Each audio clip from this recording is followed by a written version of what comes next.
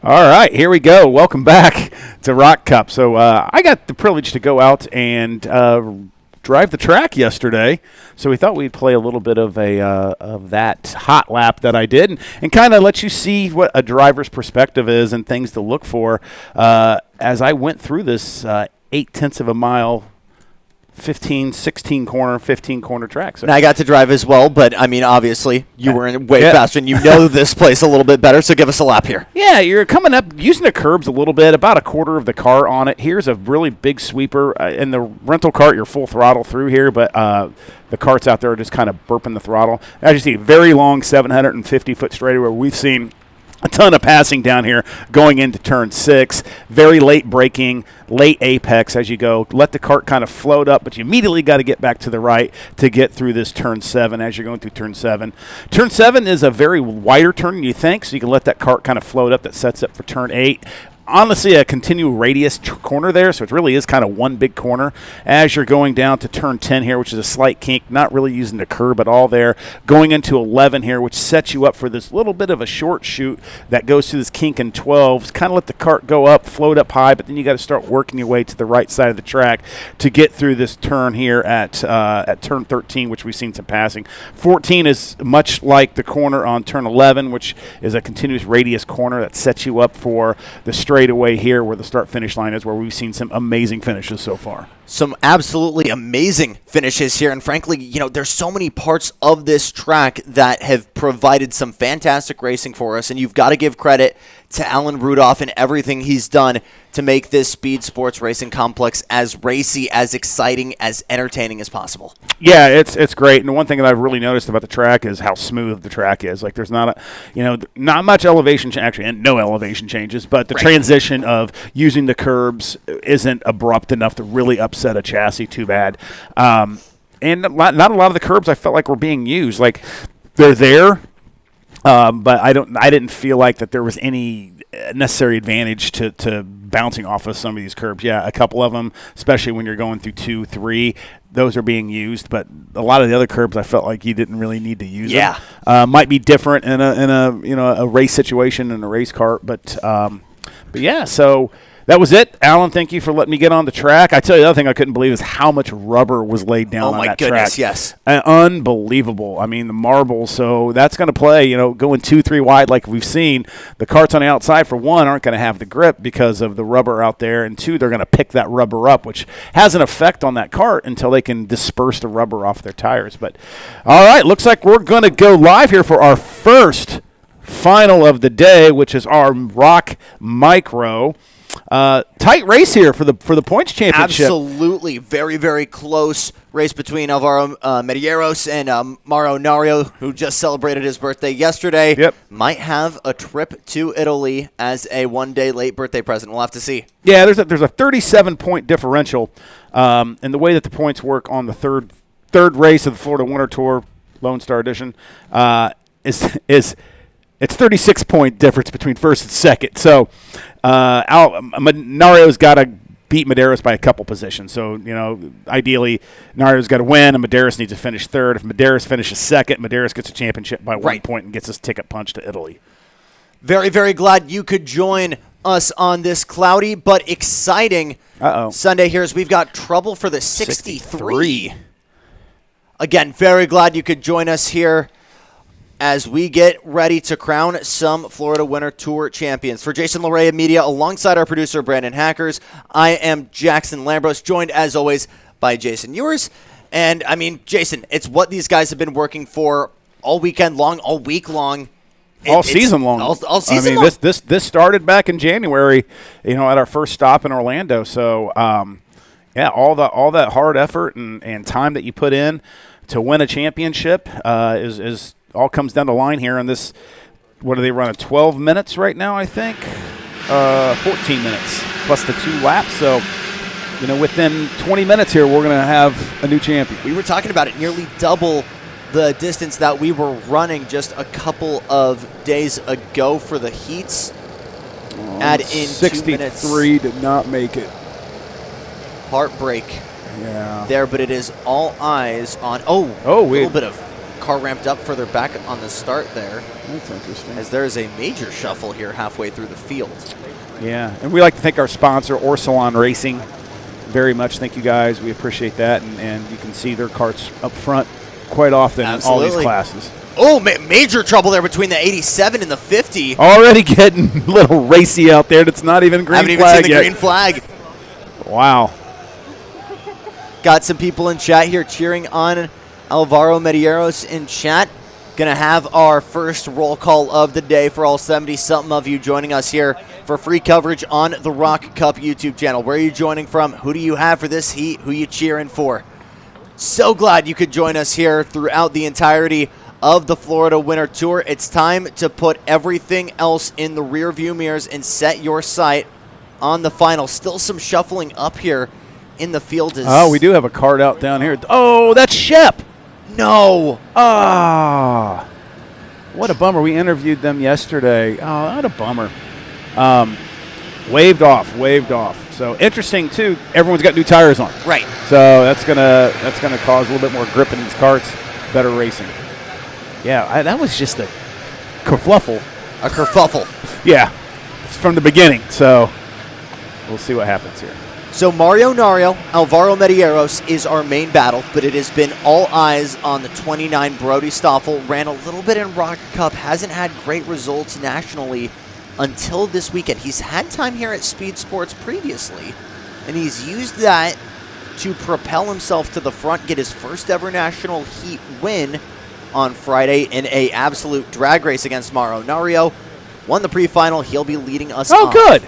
Looks like he's going to try to get his cart started and join back in. I wonder if Shep's going to do the same thing, or unless, yeah, they're working on his cart down here. Get in there, Shep. As we get up and try to get the 12 of Shep Sullivan running here.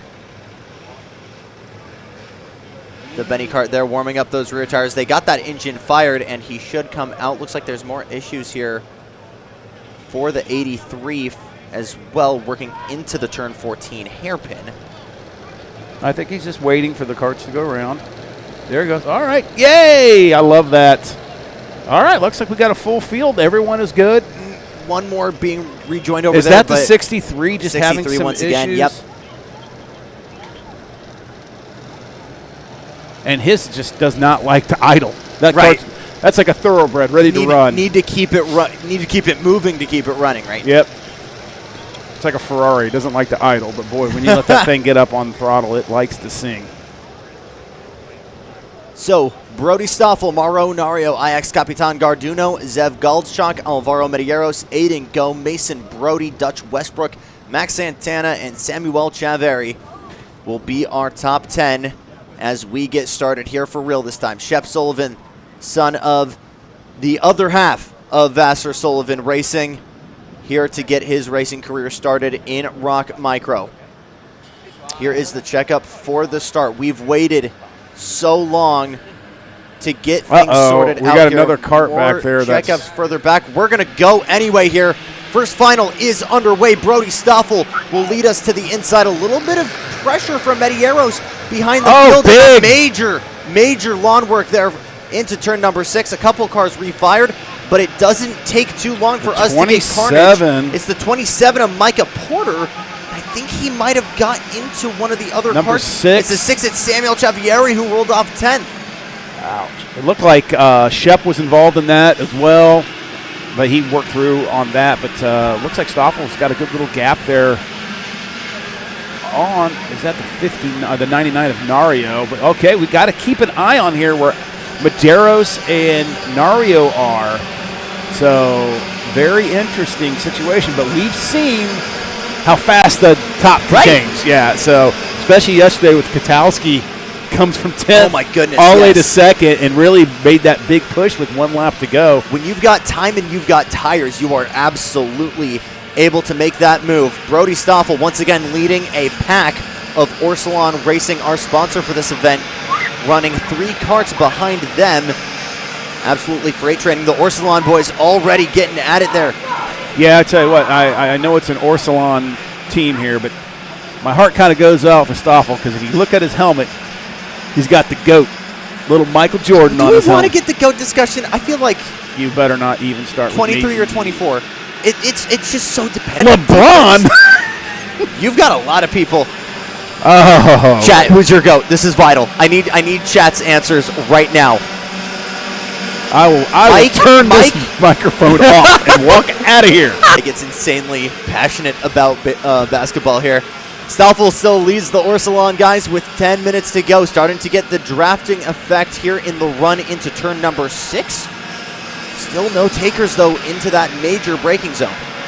Yeah, and it looks like they've kind of all weeded themselves out here and being very smart, waiting for the latter part of the race to start making some moves. But Stoffel's just laying some great laps down and not really letting Nario catch up, or Medeiros catch up. Ooh, more trouble. Hard to find the cart number there. Cart 11.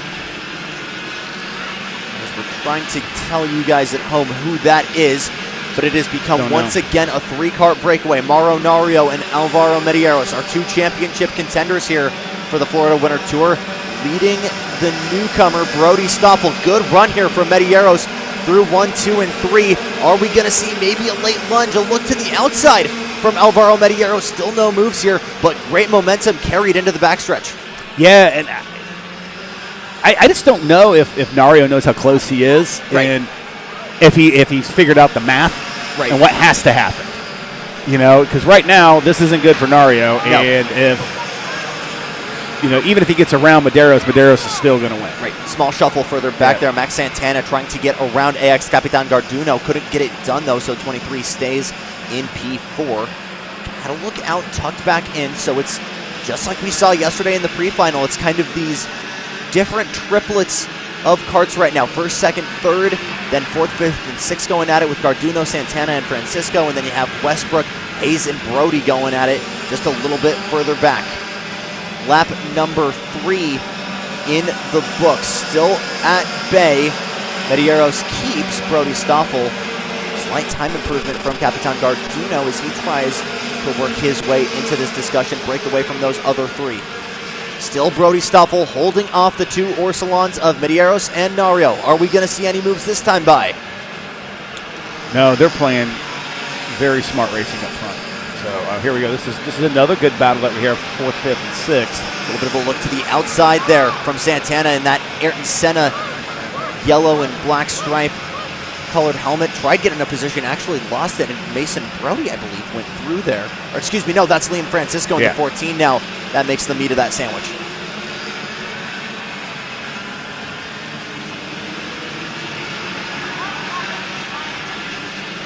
Good run for Shep, already up to 14th right now. 20th to 14th, turned the wick up early. Zev Gottschalk was looking solid here. Has dropped back. Purple sector goes to Mauro Nario, runs on 59.77 here. Has that pace, looking for a spot to put that 99. Trying to punch himself a ticket to the ROK Superfinals in Italy. Yeah, it's going to be an interesting finish to this, I can tell you that. Some additional factors here. The rain has come in slightly overnight. Hasn't seemed to wash away too much of the work these guys have done all weekend. Still a very, very humid morning here in the greater Houston area. A little bit of a look to the inside now for Medeiros. Tries to get that run that we've seen these micro guys do through turn 12 and 13. Might have a little bit of a lunge here. Stays in line, but you can tell the Orsalon guys are getting hot under the collar. Another little bit of a peak here. Side by side, almost. Medeiros tries to get it done there. Yeah. Just got on that inside bumper. Further back improvements for Liam Francisco and Mason Brody. Brody to 6th, Francisco to 4th. So some reshuffling in that 3-car kerfuffle further back.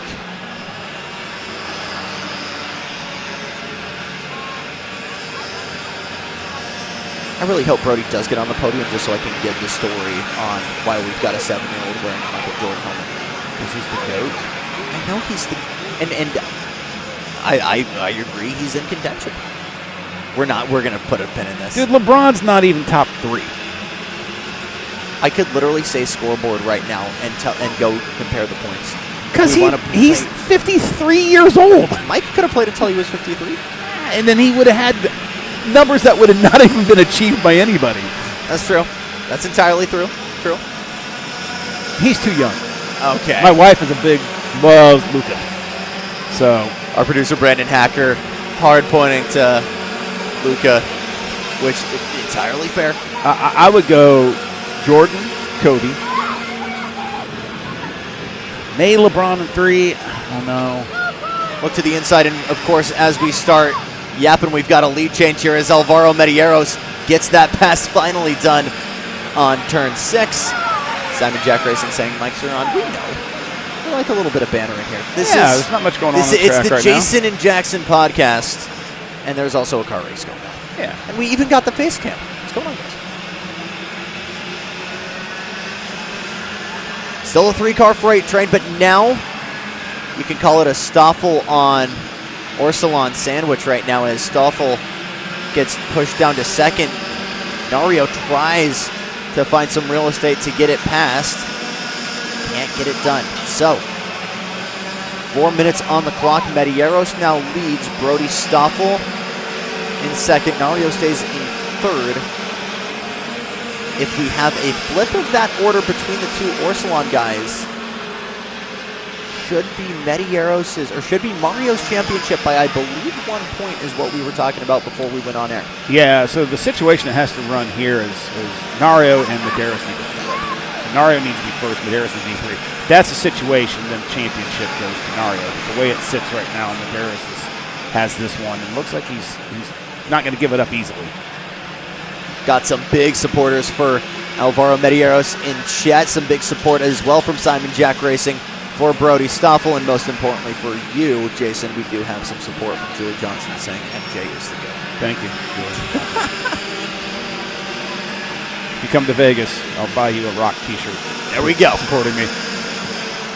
All right. Stacked up here, yes. Very accordion in the lead, in the battle for the lead here. Nario still, I think, playing the patient game, but him tangling with Stoffel is giving a little bit of a breakaway for Medeiros. They'll tuck in the draft. There's going to be a look to the inside from Stoffel. Nario might go with him. And he does. Oh, can he make it home? Can stick? No. 3 wide almost going through turn 7 there. Nario tried to go with him, but will stay in third, and a nuclear move from Brody Stoffel gets him back to the front of the ROK Micro Field here in the finals. Some great stuff here between the 29 and the 5. Yeah, and hats off to, we don't see a lot of CRG's been in the karting industry forever, like one of the staples of karting, and haven't seen a lot of them, and that, Orioli kart performance has got that CRG there of Stoffel been rolling all weekend. Again, we want to talk about some of the great stories this weekend. This is one of the greatest stories being driven on track right now from this young man, Brody Stoffel. Has done a little bit of ROK Cup running, has ran numerous times here at Speedsportz, but has not gotten a national win. That changed Friday in a dead heat, literally even on our timing sheets between himself and Mauro Nario. Since then has kind of silenced a lot of doubt on the luck there. Granted, it's still been very close between these 3 all weekend long, but Stoffel's been a contender all weekend long. Medeiros has been a contender all week long, and Mauro Nario has been a contender all week long. So 2 guys looking to win the championship, and 1 guy looking to get his first ever national final win here. Some very, very cool stuff. Yeah, with just a minute and a half to go, plus the 2 laps, it's going to be, I don't know, the shuffling that's going to happen there, and what's up for grabs is going to be interesting to see how this all plays out. Nario is right now not in a good place to be, but I think he's maybe just sitting back being patient. And we've seen third to first happen almost in every single race. So, right. But he just needs to make sure that Medeiros ends up in third. Still seeing a little bit of that sidestep going into turn 6. We've talked about that numerous times, though, as that's the way cars are set up. There's that little kind of shimmy on the brakes. I think we're seeing a little bit more aggression here from Mauro Nario. He knows what's at stake here in this championship. He's looking for a way to get by his Orsilon teammate. Gives a little bit of the chrome horn to Medeiros to try and get by. He still can't get it done. That actually kind of pushes Medeiros forward. Yeah, we'll see if he gets way more aggressive here. I think we're going to get three laps here. They're just crossing the start-finish line, so that should give us 3 laps to go. 59.75 for Alvaro Medeiros. He's the fastest kid on track right now. Can he bring it to Stoffel and take that lead once again?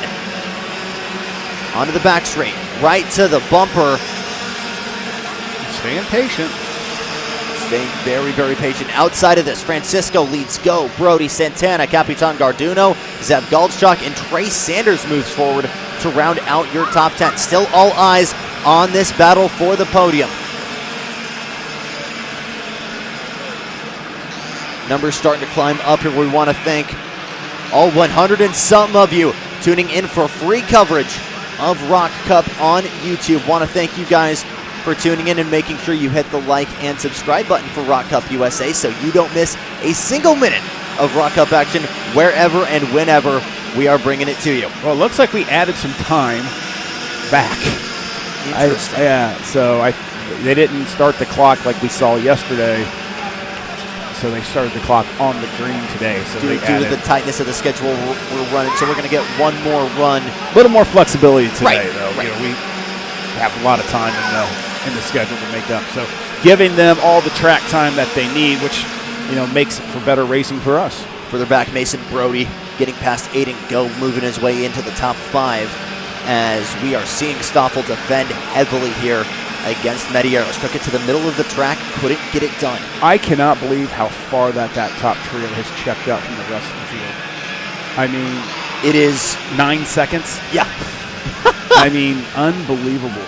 Like, we haven't seen that all weekend, and then all of a sudden in the mains, those 3 just are in a race of their own. Truly in a league of their own, and this will be your podium. The question still remains, what order is it going to be? And we're watching the timer jump 42, back 10, and forth here, 14, having an 18. identity crisis. Jeez.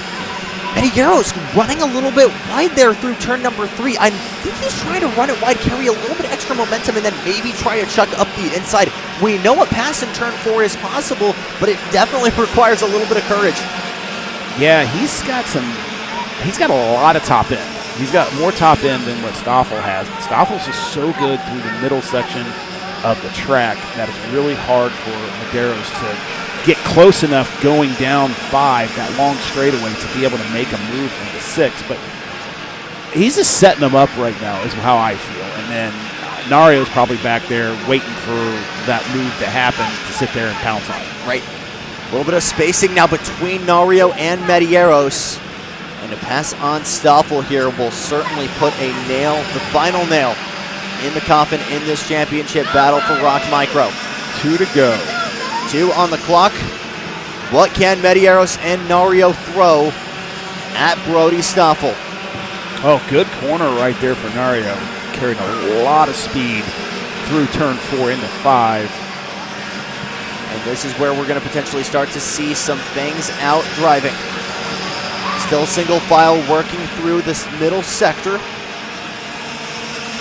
But again, this is where we've seen Medeiros try and use different lines to try and get a run. Late apexes, get that momentum. We're seeing it here. Right to the bumper. And again, I know Medeiros wants the win, but does he want the championship? Is he going to put himself in a position to do a DNF and then not get the win and then also not win the points? So I think there's comfort. I think he certainly wants to get by Brody Stoffel. Let's see what he can do. One more lap here for ROK Micro, and Mauro Nario now sets down the fastest lap. Fresh tires for these guys, and they are using every ounce of performance these Vortec tires have given us. Stoffel goes to the middle to defend. All 2 follow suit. Are we going to see anyone peeking out? Don't go up yet. Don't. A little bit of a peek out from Nario to the outside. Won't be enough. And Stoffel continues to defend. That was a major opportunity. Still not out of the woods yet for Stoffel. Very defensive. I don't blame him, though. But that allows Nario to get right on the back bumper of Medeiros there. Just a I don't think he can Still slide anything. This opens the door now to Maronario. Had a little bit of an open door there. Shut now by Mediero, side by side into the final hairpin. No takers for now. To the checkered flag. First heat win, first super final win. Brody Stoffel, you are a ROK Cup winner. See how excited Medeiros was? He knew he got the championship. So good job, guys. Good race. Way to start the day. Oh my goodness. Good vibes to get us started here at the final round of the ROK Florida Winter Tour. Champion crowned in the form of Medeiros and a first ever national final win for Brody Stoffel. Way to go, teammates. You can see the excitement from all of these guys. Yes! Who cut from the camera? Some great stuff here. And Brody Stoffel still fist bumping some of his CGT teammates. Oh my goodness. Makes me so happy. I want kid. Go get, we need to get him up here. We do. Absolutely. And that kid is going to be bedlam on the podium. Wow, that was a great way to start the finals. Absolutely. We start on some good vibes here. Still plenty of racing to come our ways. Juniors up next, pro seniors and minis. We're going to step away for the first time here to pay some bills, but stay with us. It's the final round. It's the finals for round 3 of the Florida Winter Tour, the Lone Star Edition, here on the ROK Cup USA YouTube. Don't go anywhere.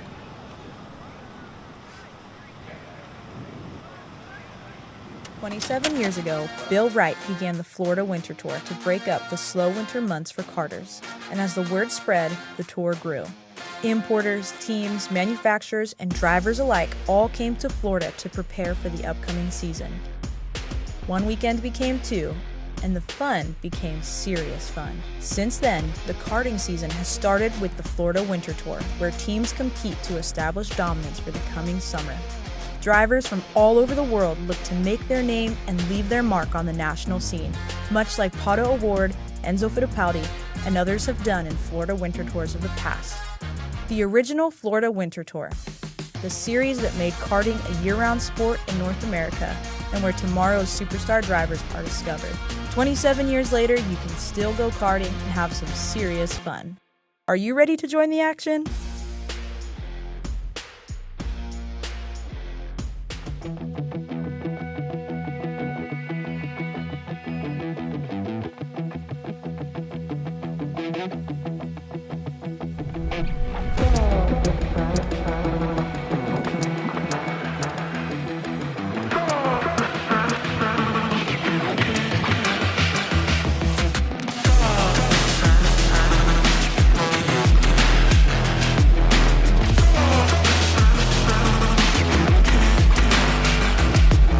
You're watching a Jason Larea creative ROK Cup USA production.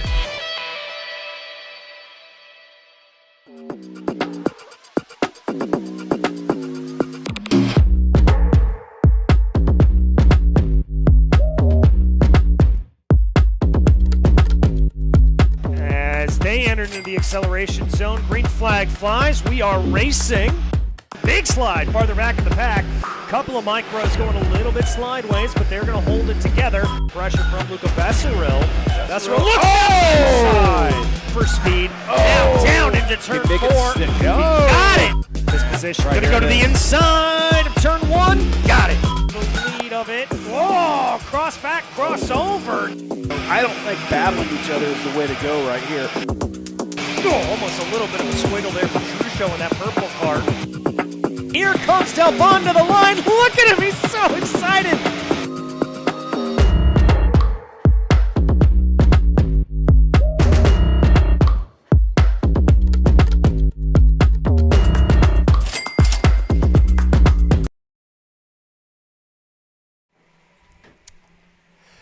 Sarah Bradley leading us on pole here in this Lone Star edition of ROK Cup USA, the final round of the Florida Winter Tour. Jackson Lambros joined by Jason Ewers. And again, it's been weird that we haven't finished this tour in the Sunshine State, but it has given us fantastic racing throughout the entire weekend, and the excitement is building here as we get set for Junior GP. Yeah, another close championship battle here between Medeiros and Bradley. It's only a 37-point differential, so not 37. It is, what do I have there? 1483 to 1417. So whatever that is, 69, 60, 66? Yeah, 66 points, yeah. Yep, nice gap there between different class, different Medeiros. It's Cole this time, leading us off on the points in the 211.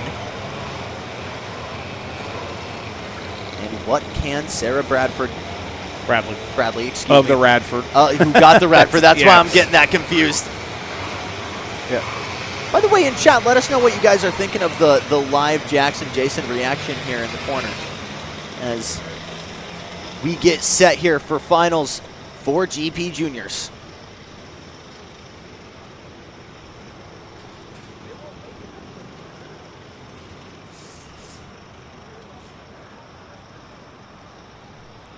Stacked up, seems like the first time in a couple of heats here throughout the weekend. We have not had drama in false starts and mechanical issues. Everything running very, very clean to get us started here. Yeah, see what Sarah can do on that Speed Concepts racing chassis.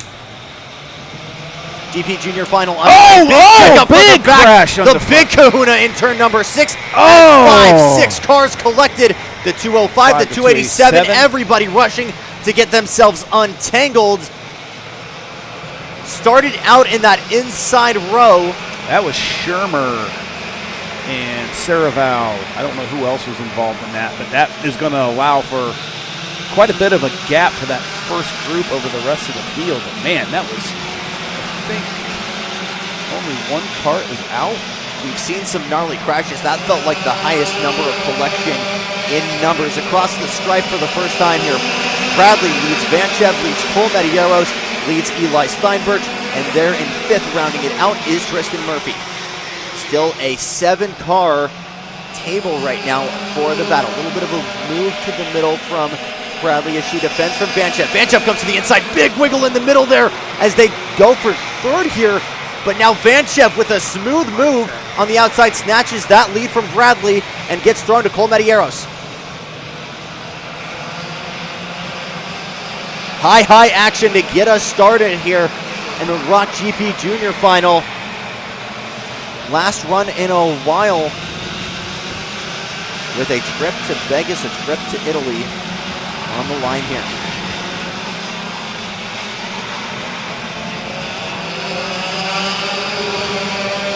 Vanchev turns on the burners and clears it, sets the fastest lap. And now Cole Medeiros clears Sarah Bradley. After that, it's Tristan Murphy, Felipe J. Benito, Eli Steinberg, Jackson Porter making major moves. Started 11th, running 7th now, just behind that freight train. Look to the inside from Murphy. Tries to clear Sarah Bradley. And further back goes Bradley. No, Sarah kept it. She held her foot in on the outside and kept it. Having confidence in her cart. Holding her own here. Still 15 minutes to go in these longer finals. Side-by-side battles there. That's one of the Orsilon carts, I believe. That's Felipe J. Benito under fire from Eli Steinberg on the bumper. A little bit of a look back there. Benito versus Murphy up front. Vanchev breaking away. Fastest lap went to Porter last time. Now it's back to Vanchev up front. Eric Doan gets it. Nathan Dupuis gets it, running in 10th now. Run for Dupuis so far. He hasn't had the best weekend that he wanted, but long race, like you said, these are 17 minutes plus 2 laps. So a lot of laps, a lot of racing out there that he had. So we'll see what these guys have done. See how they've set their carts up. See if they set them up for the long run. See if they middle of the race, end of the race. So we'll see what's going on here. And you know, maybe that's what Sarah did, and that's what Vanchev was able to kind of do what he did with her, a little bit, maybe a little bit more tire pressures, but we'll see if maybe he tightens up as the race progresses. But with the cloud cover that we have today, a little bit cooler temperatures, that may not be the situation. Murphy trying to get by it. Sarah Bradley. Vanchev gaining 3 positions from the start to snatch the lead. Has moved quickly. Your biggest mover so far, though, Tristan Murphy up 8 spots. Eli Steinberg up 9. Felipe J. Benito started 16, runs 6th, just 3 laps in to this GP Junior final. Yeah, the Ryan Perry Motorsports chassis, Tristan Murphy, they did something right. I don't know if he took advantage of that incident that happened at first and came out unscathed, and that's why he picked up so many positions. But you can tell he's got great pace being there all in the back of Sarah. So we'll see what he can do if he can make that cart move past Sarah and if he has anything from Medeiros and or Vanchev later in this race. I want to take this time really quickly as well to thank our sponsors for GP Junior, RSLCarting.com. As we get set. PSL, excuse me. Jackson's beating this one. Yes. Doing a great job. All right, everyone's kind of just settled in, clicking off laps as we go. Vanchev's got a little over a second lead on Medeiros. Big breakaway, yeah, from Alexander Vanchev. Cole Medeiros exactly where he wants to be right now. Oh, Katalski, he's the one that's out there. Oh, man. Showing such strong pace. I believe he's doing that Ironman duty as well this weekend. Double duty, yeah, he is, and that's such a shame that that Trinity Karting Group has put together a really fast kart. Interesting with that group, they were on a completely different chassis brand at the end of last year, and within 2 weeks they swapped complete chassis brands and went to Burrell Art. So, yeah, I can't even imagine what it takes to switch all of your wrapping on your trucks. Right. You know, your tents, everything that was labeled with their previous company that they were with, and then learn the new chassis.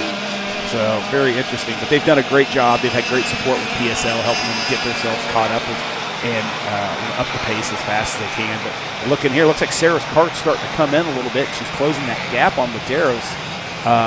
And as you can see, if you're watching the timing and scoring over on the left side of the screen, Vanchev is incrementally increasing his lead over Medeiros. We talk about setting cars up for the short run compared to the long run.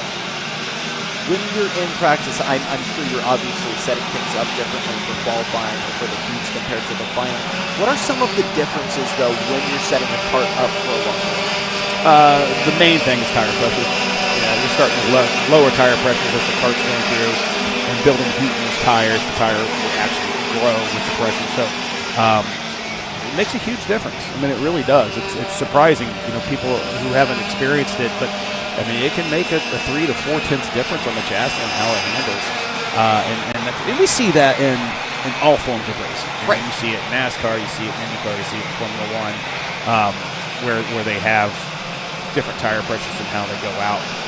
And other things you can do, set the cart up. Just last thing you want to do is have that cart get tight as the race goes on, because that's just going to drag the motor down, create more heat in the motor. The cart's going to start slowing down. So try to keep that cart as free as you possibly can. And there's things you can do with tire pressures. We talked about the different types of rims.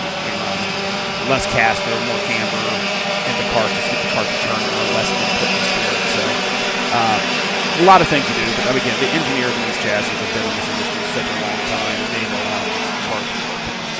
It's not rocket science. You just got to figure out what does what and what your driver likes. So, as much as some people want to believe it is or feel it is, it truly isn't rocket science. As I have started to learn this just over the course of this weekend. The hardest thing to do is get a go-kart square. Yeah. I mean, once you can get it square, then it's easy to dial that thing in. And there's always base setups, and you kind of just start tweaking the cart based off of that. But seat position is huge. That's probably one of the biggest things that you can do to make sure that seat's in that go-kart correctly based off the manufacturer recommendation. Oh, pass here. To the inside here. On Sarah Bradley with a nuclear move on the hairpin. Opens the door also for Tristan Murphy to go through. Purple lap from Alexander Vanchev.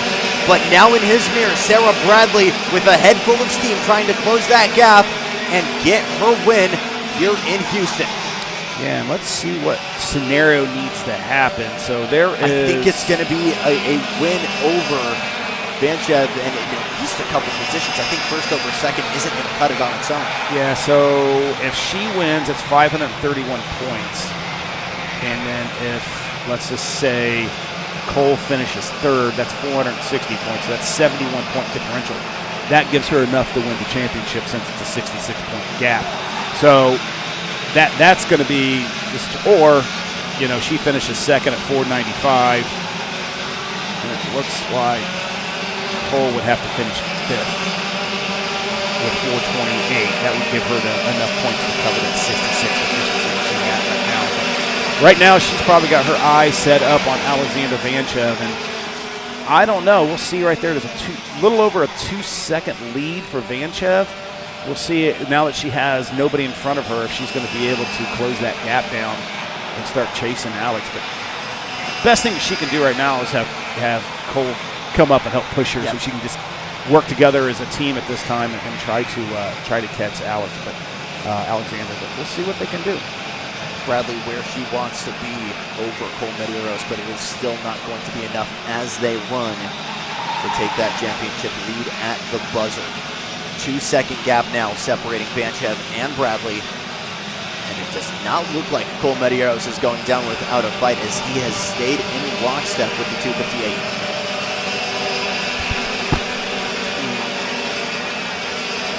I don't think that's updated yet. It still has, unless the gap has stayed exactly the same. What was her lap time compared to Vanchev, that last lap? You're not going to believe me when I say this. Genuinely identical. That's why it didn't change up there. Mere move driving here between Alexander Vanchev and Sarah Bradley. Talked to Alexander Vanchev after pre-finals last night. He said, you know, mentally it's not an issue jumping between these different chassis, between these different classes, but like we were talking about yesterday, it's very much a physical thing. You're doing literally double of the work of someone going single class, and he's certainly starting to feel the toll on it. He admitted to that yesterday, but he is excited, certainly, to try and get some wins here. He certainly feels like he's in a good position to walk home with 2 sets of silverware this weekend. So. Yeah, he's definitely been top of the class on both of the classes that he's been running. So, and has that. Love the livery on those chassis, like you call it, the cotton candy. The cotton candy. Yeah, it's such a good look. Photographer running across the track there.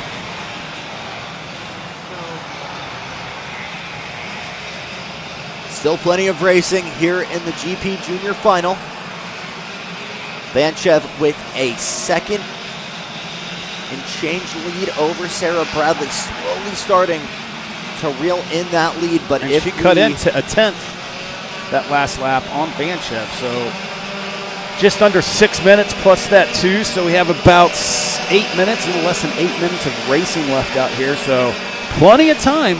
You know, all it's going to take is one little bobble by Vanchev. So, but what we do see in the finals is we won't see lap traffic. Right, lap traffic will get black flagged and removed off the track, so that won't be an issue at all for our leaders coming up on some of the slower carts that got some incidents on the track. So sometimes, you know, we see that in larger motorsports where back markers can change the aspect of the race. Right.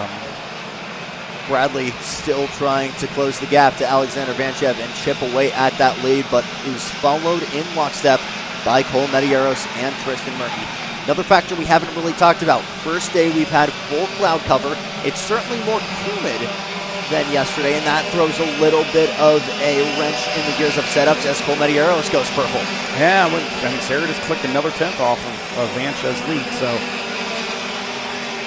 she keeps doing that. We have 8. I mean, there's this. She's got to do more than the 10th a lap. Right. It needs to be 2 tenths, 3 tenths, but maybe she's going to feel that pressure of Medeiros behind her, and maybe he can help push her, and that'll create, you know, a little bit better lap times for her. But she's definitely putting down some great laps. Just time may run out for her. I know you said, we talked yesterday about this, and you said, you know, the really good guys aren't even thinking about what's behind them and just trying to put their head down and close that gap. How hard is it to do that, though, when you've got, you know, 2-3 carts, you know, kicking at your feet? So the most interesting thing is, like, I never look back. My dad taught me to never look back. Right. You look forward and don't worry about what's behind you. That's already done. But when you're going down the straightaway and you can hear a cart come up, your engine changed tone. It does. It gets a different pitch because they're both motors harmonized with each other. Yep. That's when you're like, they're close. Yeah. So that's when you kind of start looking on the inside of someone's Get a coming little around. bit worried, right? Especially when there's two laps to go or a lap to go, because that's desperation gets into play a little bit. Plenty of racing left here, so I don't see Medeiros putting himself in any position to make an incident happen between him and Sarah. But and also Medeiros has got a championship to win. Right. You know, is that realizing right now that Vanchev has almost a 2-second lead over you guys, and time's running out. Yeah, I'm not going to put myself in a situation to pick up one position when it really doesn't matter when I'm trying to fight for a championship. He's just trying to keep Sarah in his line sight and not too far ahead of her, right, where she can get to Vanchev, get that position, and then put the scenario where Sarah gets the points to win. Medeiros stays third and loses the championship. Lap improvements for Vanchev and Bradley. But there is 5 points for the fastest lap. Right. So 5 points up for the fastest lap. So and that is going right now to Cole Medeiros. Okay. Another So that makes that gap there. 71 points. So as they run right now, quick maths from Jason Ewers here. Yeah.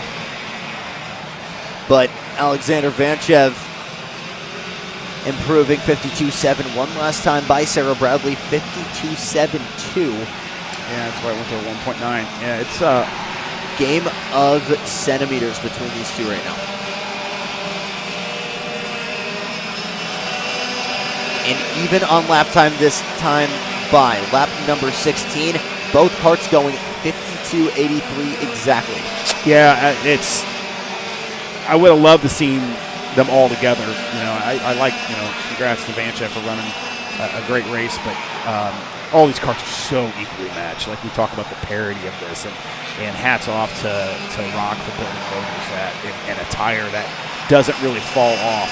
And, right. You can tune a chassis around it because you know, some of the tires out there, you get 5 good laps and then they kind of fall off and then stabilize. But the Levanto, and that's just my experience from talking to other racers, just has mad grip all the way through an event. I want to thank all of our sponsors here for ROK Cup. Levanto Karting Tires, Vortex Racing Engine, Sunoco Fuel, and everybody who helps us go and do this a couple times every single year. Yeah, Sarah's tightening up a little bit. She just lost 2/10 to Vanchev there. 52.73 last time by for Vanchev, 52.86 from Bradley. Gap closed, as you mentioned there, by Cole Medeiros.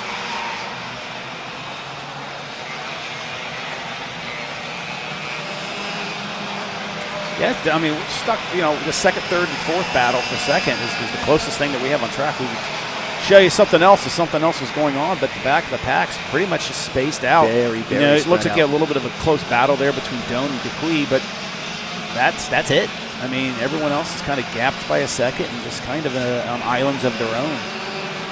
But further back, Tristan Murphy, Eli Steinberg, and Felipe J. Benito making big moves at the start and have stayed up front. Eric Doan 7th, Nathan Dupuis working his way from 11th up into 8th, started 8th. Jackson Porter running in the top 10. Kyle Drysdale now in 10th. Noah Landry 11th. 7 seconds left on the clock. We're going to have 2 laps to go here. Oh, move right there move by to Medeiros. The inside as Medeiros takes that lead from Sarah Bradley. left the door open there, and she's got to be worried about Murphy behind her right now. Battle for that final spot in the podium. And that's all you're kind of doing, and that's all that Medeiros has been doing, just kind of waiting to see if Sarah makes a mistake, and then, obviously take advantage of that mistake when it happens. So we'll see if Sarah can get her self-gathered back up here and able to get that position back, but there's just not enough time for her to catch Vanchev. Thought about a rebuttal with a dive bomb there into turn number 14, but didn't go for it as now she sees pressure from Tristan Murphy. Dive to the inside from Medeiros. Murphy follows suit. Bradley hanging it all the way around the outside. And through goes Murphy. Medeiros second to 4th, and some oil slick smooth moves from Sarah Bradley to fire herself back into second.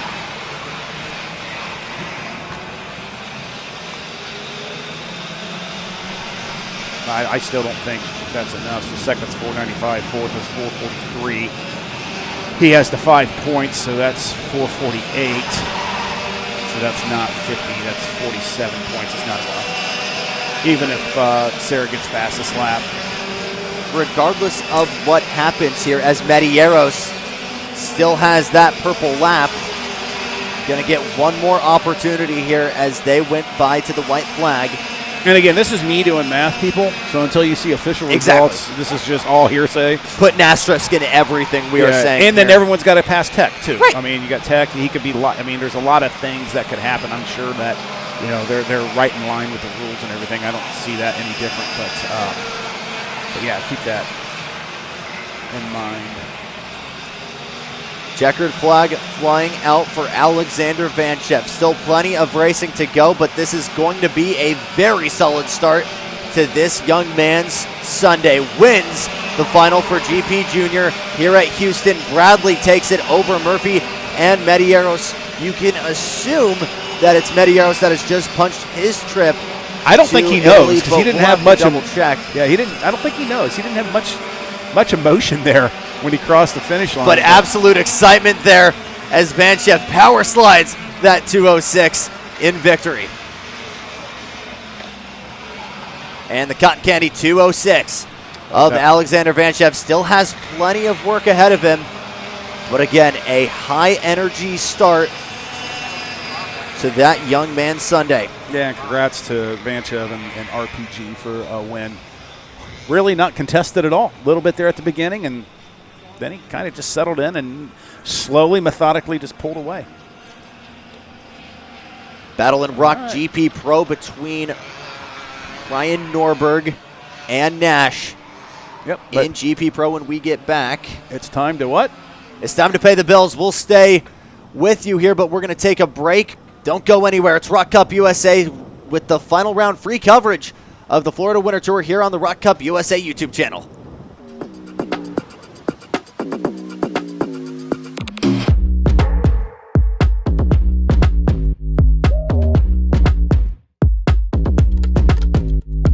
As they enter into the acceleration zone, green flag flies. We are racing.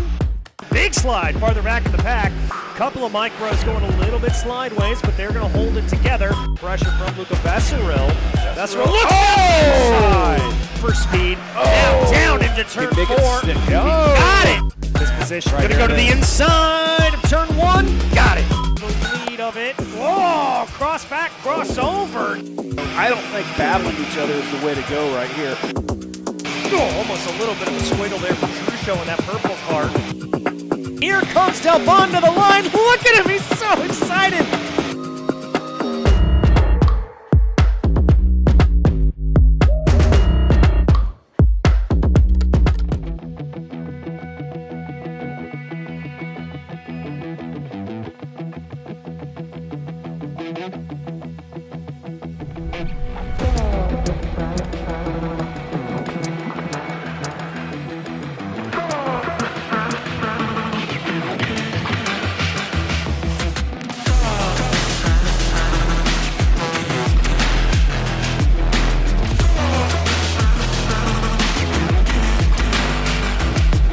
You're watching a Jason Larea creative ROK Cup USA production.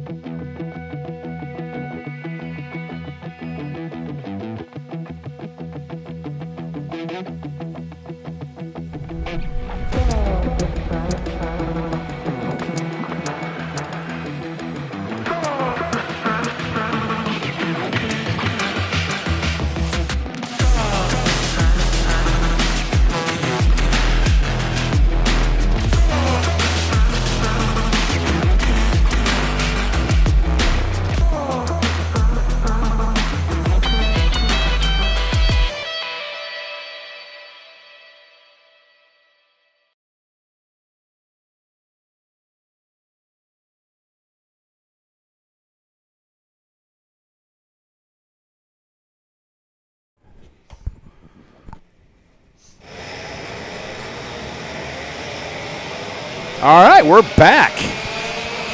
So that was a good finish last race for second place. Good job for Sarah Bradley for fighting back and getting that. But as of now, he looked like Cole Medeiros has got the championship points wrapped up there for that class. But that leads us in here to ROK GP Pro, where really has only been 2 carts that we've been talking about, and that's Blake Nash and Ryan Norberg. We talked about the championship points. With Diego not being here this weekend, that pretty much left a huge gap for Nash. And Nash has got the card punch to Italy right there. So congrats to Nash Motorsports and Blake Nash for a championship victory. Great racing yesterday between those two. This could have been what I hate to say, a snooze fest, but it really wasn't. Those two kept it very active, and there's our favorite livery. Yes. Right there that we looked at yesterday, and some of the excitement of karting is how people get to express their personalities on their helmets and how the chassis and liveries of their go-karts. But that's got my victory what I always love is you have such limited space on the kart when it comes to coverage and what you can express. But using your helmet, using your fire suit, whatever resources you have is always something I've loved, and these guys have a lot of creativity when it comes to that. It's a heavyweight battle up front here, though, between Ryan Norberg and Blake Nash. The 348 versus the 324. They have gone at it all weekend long. Norberg to the inside, Nash to the outside of row 1. Finals for GP Pro underway. Blake tried to get down to the inside as quick as he possibly could. Is he going to hold? Yeah, he holds it because he knows he can't. Washes up in Greta, and that lets Victor de Alencar go through. Madison Knox trying to clear it to the hole shot there and get to the pack. Can't get there. So it's Ryan Norberg up front, and the battle is on between himself and that teal bumper cart of Blake Nash. Yeah, Blake tried to make sure he got on the bumper of Norberg as fast as he could, but I think de Alencar had a little bit of different thought for there. But Blake got himself back around that like he's had every single race so far, and see what he can do here with Norberg. Norberg half a second over Blake Nash to get us started. Oliver Mrack, we have not seen running in third that much, has been on the backside of this kind of mid-pack fighters, Aiden and Greta, Victor de Alencar. So we'll see if he can hold it and work his way into holding that final spot on the podium. Already feeling the pressure from the 315 and the 57 in Greta and de Alencar. Gaining 2 positions at that start in the 399. Yeah, and what we've seen too, and this is almost a replay of every race that we've watched with these two. Yep. Seems like Norberg has his cart a little bit better at the beginning of the race, and then Nash kind of slowly reels him in as we go. But here's a good battle right there. Wow, big push. Wheel hops it and instantly gets washed up. The chrome horn from Aiden and Greta gives Oliver Brack back down into 5th.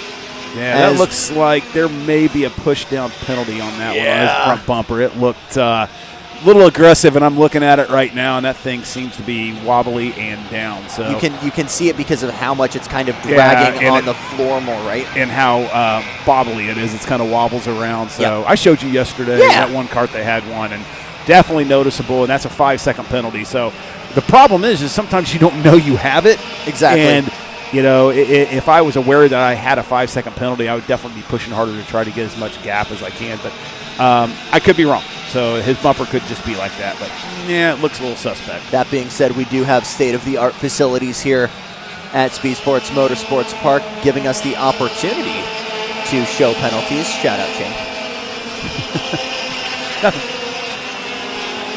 It's 2 positions. 2 positions. Not 5 seconds. There. Interesting. It's not 5 seconds? Oh, 2. Okay, so you lose 2 positions. Okay. Oh, so that he is getting looked at for that. So 2 separate set of penalties might be coming to Aiden and Greta. Lap number 2, 52.11.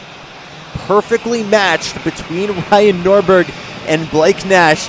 And Jason, I wouldn't expect anything different between those two. No, it's been a heavyweight fight all weekend long. So see what they can do here. It does look like Nash closed the gap when we've been talking about the battle here with Ingrata and de Alencar a little bit. So he's getting closer. We'll see what they do here as we cross the stripes. Lap number 3, 52.06. Purple lap for Blake Nash, 51.89. Just over a third of a second separating those two. Yeah, absolutely. And he can smell it now. see if he's going to just tuck in behind or if he's going to work his way around Norberg for that lead and then see if he can just check out from Norberg. But that's not really Ryan's style, so we'll see what happens. I'm just looking at the point. Yeah, there's no chance that anybody is even close. I got Blake had a DNF for some reason, but yeah. I want to thank our sponsor, Velocity Racing, official race team for Sodi Kart, who has given us sponsorship and let us run GP Pro Finals all winter tour long. Norberg holds off Nash. Another purple lap for Blake. Interesting to see, though. It looks. Watch the fairing of Nash's cart. It looks extremely loose. That's the plastic aerodynamic piece atop the steering column that we should be looking at. Yes. And I noticed it when he was coming through 14 and 15, and it might just be the way that it is. So. See how much it's wobbling around. So not side to side, but kind of jiggling up and down, it looks like. Obviously not affecting the performance of that kart, but definitely something to kind of keep an eye on because that could be a what we like to call the old meatball flag. The meatball.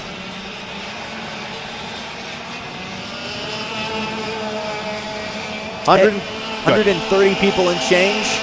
We appreciate you for tuning in to get free coverage of the final round, the final day of the Florida Winter Tour in the Lone Star State. Jackson Lambros, Jason Ewers joining us here. Our producer Brandon Hacker for Jason Lorea Creative, watching this brilliant battle between Ryan Norberg and Blake Nash.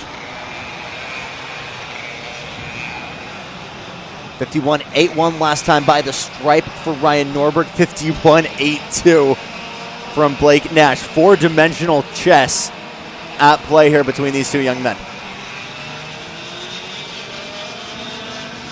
Further back, Aiden and Greta, Victor Blake Dallencar got also a great run in through lockstep. that Yeah. section. Yeah, he'll go purple here. Again, championship all but wrapped up here. Well, pretty much wrapped up, when I say that, because obviously we do not have Diego with us this weekend. Yeah, it's wrapped up. But good for him. He's gonna take that trip to Italy and battle some Europeans. So. How big of a deal is it to get to go to Vegas is one thing, and the VLR guys are going to get that opportunity, but to go run in the Super Cup, to go run with literally the best in the world, what is that experience like? What is it like to say you ran against the best in the world? Well, it's the whole ROK. ROK is all over the country, or all over the world. Right. So it's all the champions get together, and then they. Big trouble there! Nash throwing the shoulder, pushes Norberg out into the grass, and that might be under official review, but dirty work from Blake Nash gets that teal 324 back to the front of the field. Bangs out driving from Blake Nash. We're getting a sign it was clean. Safe move. Yeah, he just put it on the inside. It was messy, but he got it done. Now the script flips, and what can Ryan Norberg do there's to close that gap back? Under 10 minutes to go, so that's a lot of dicey racing going on there with 10 minutes to go. So maybe Blake was just like, I'm done looking at the bumper of this guy. I'm going to sit there and see what I can do and see if I can gap him. But, it's interesting to see what Ryan's going to do here to battle back. But I think these two had a heck of a battle last week at Daytona. Blake Nash getting his first taste of clean air in the GP Pro Final by the stripe. 52.18 from Blake Nash. 52.24 from Ryan Norberg. Tucked in for the slipstream. Definitely within drafting range. So getting a little bit of help here. Again, able to get north of 60, 70 miles an hour here, depending on the power plant of these karts. Yeah, I'm looking at the skies over there, Jackson. Starting to get a little darker. Let's not say the magic word. We've had a really, really good stretch. We've had a really good stretch here. And I know it has, the thing we will not mention has happened every single stop so far of the Florida Winter Tour, and changing states might not even break that streak. Pulled that up. That's at home. So I'm like, whoo. That's not us. So Still better than your Indiana home. yeah, that weather looks awful at home. I may have to extend my stay. God, I wish. Lap 9 in the books, 52.02 for Blake Nash, 52.03 from Ryan Norberg. Still in lockstep here with 8 minutes to go in the GP Pro Final. How much of an effect does humidity have on the racetrack? That's a dumb question. I'm throwing it out there. I haven't really noticed much, like when I race. I mean, it depends. I mean, I live in Indiana and race in the winter, summertime, so it's about 100% humidity. Yeah. Cars just get grippier. I mean, everything just gets heavier. Your motors, you got to tune your motors a little bit differently. But yeah, these guys have been through every situation, every scenario you can possibly think of, so they know exactly how to handle it. 10th time by the line. It's a 51.95 for Nash, a 51.92 for Ryan Norberg. Still outside of striking distance. Granted, a little bit of courage and his confidence on the brake for Norberg. Gets right back to the bumper there. Going into turn number 9. Maddie Grace in chat saying, wish we were there. We've got the meatball for the 335 of Madison Knox. I'm not sure what the reason is for that. And the highlighter Is it ping, because they are coming up on her? it's still not at all a factor. We're being told radiator. Oh, radiator. Here in the booth. And heartbreak. Well, my AccuWeather says no rain. Okay. So we're good. Although the native Texan about 3 feet away from us, Brandon Hacker, running the cameras here, might tell us to not trust anything until it happens. Don't trust anything in Texas.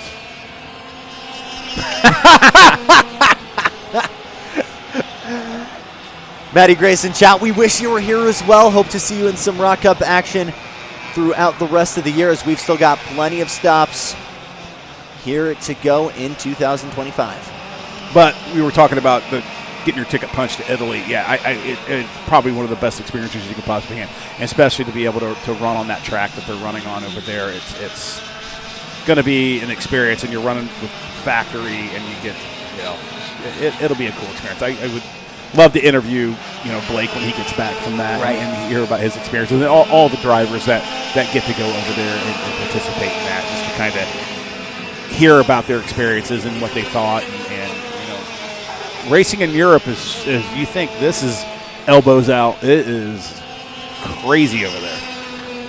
Last lap, 52.03 apiece from both Nash and Norberg. And we talk about the kind of drivers that have taken that trip to the Super Cup.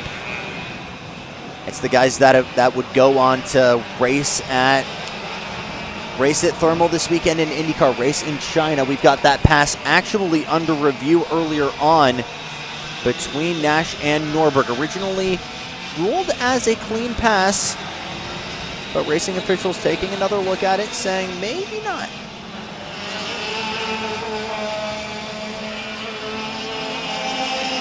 But again, the opportunities and what it means to not just compete there, but to win in the Super Finals paves the way for a brilliant, brilliant future in motorsports.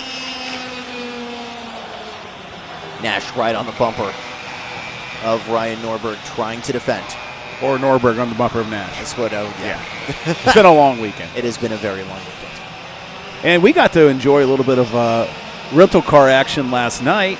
I'll tell you, genuinely, the rental track adjacent to this, Alan Rudolph, I don't know if he did the same level of work he put into the main competition track, but man, there goes Blake Nash! Oh my goodness! What was swing that? Back. And if the last move was under official review, this other one absolutely is. Was that Norberg right there? That's slowing up. I think Norberg lifted. Did he let him go back Certainly around? Not intentional. No, he's still working his way up. But the chrome horn absolutely given to Blake Nash from Ryan Norberg. We have him listed at the line at third. And somehow, some way, Aiden Ingrata leads here with 3.5 minutes to go in the GP Pro Final. I think Ryan let up to let Blake around and knew that he maybe made a mistake there. And that's just straight maturity and class racing. Absolutely. owning up to the mistakes and giving the lead to Ingrata. Don't have to leave it to the officials, as Ryan Norberg has indeed lifted and given that position back to Blake Nash. Obviously not the way we wanted this battle to reach its climax, and I'm sure we'll still see hopefully some respectful wheel-to-wheel racing here. And a 2-position penalty for Norberg being right there. Even if on track for Norberg, regardless even if he gives the spot back, given back. Oh my goodness! But again, class class act move. No, man. Like definitely mad respect for that. And I didn't really get a chance to see that. I don't know what happened. Right. And that's horrible commentating by us. As we're talking about the rental car track. Okay, this is proving that we are real commentators, because the minute we'll gas someone up and hype them up and say they're doing great, something bad will happen to them. The minute we get on a side tangent and don't focus on what's going on, like going on out on track, something insane happens. Yeah. Which means we are actually doing our job perfectly. Yeah, good. That's one thing I can do perfect. Fair enough. Lap 16 across the stripe, 52.26 for Ingrata. Nash closing that gap for the lead once again. He'll have to give, Norberg, I believe, still having to serve that penalty. So Nash still with the opportunity to take that lead from Aiden Ingrata. Still in chase from Ryan Norberg. And I believe it is some kind of 5-second penalty, I'm being told here in my ear. No, we're just talking about what a pushdown penalty is. It's 5 seconds. Half a pushdown, I think Gotcha. It's 3. So Ingrata with a second over Blake Nash. Ryan Norberg in chase. Victor de Elencar about another 1.5 seconds back there. Fending off Oliver Mrak. And I'm looking at Norberg's front bumper if he does have a pushdown, because it looks a little angled down. Yeah, and as hard as he hit Nash, I was shocked. It was a good lick. Yeah, so the two position penalty and a 5-second is going to be the death for him on this one, but gave us a little excitement there. Just lost it on the brakes. I think definitely didn't seem intentional from the brief time we saw it, but could have just gone a little bit too late on the brakes, upset the cart and ran over the curb or the grass. And Blake could have got his cart a little squirrely too, and kind of had to check up. Exactly. Because that closing rate that Ryan had was incredible there. So something was awry there. But we'll find out eventually what happened. Looks like we're going to get 3 laps to go, unless that crazy timer goes. Yep. Rampant like it's been going, so plus 5 minutes. Yeah. Brandon jokes it's like bonus time in soccer. It's like it's 90 minutes, but hey, we're going to add some time just because we want to see more balls kicked around. We actually use caution clock here in racing. Ryan Norberg driving like he's been given 0 penalty at all. It's going to be interesting, and though, Blake because Nash catching Ingrata pretty quick here.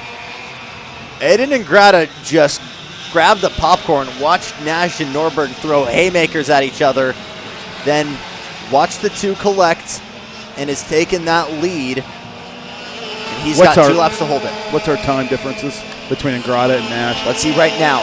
Lap number 19, it's a 5:25 from Ingrata, a 52:08 from Nash, a 52 even from Norberg. Down the straight, ducking is Nash, trying to get as much straight line as possible.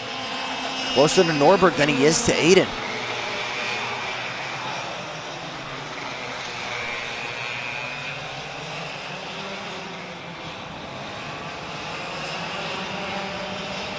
Still plenty of action ahead of us after this. Oh, big move! Around goes Ingrata! Blake Nash gets out the chrome horn! Dang! Oh my goodness! What in the world happened here? And the top 3 all have 2-point penalties. 2 position penalties. 2 position, but I guess, does that just mean they run the way they are, or is this going to give the lead then to Victor de Elencar? Yeah, I mean, Norberg will go back to 3rd. Blake will go to 4th. That means de Elencar will get the victory.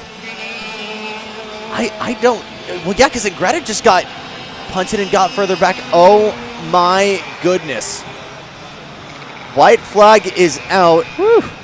And this heavyweight bout between Ryan Norberg and Blake Nash is going to end the way nobody expected. Yeah. It's the other guys who will come forward. Norberg will come out on top as the fastest driver, but as the first one to the line. But all top 3 drivers did so by means of getting elbows out.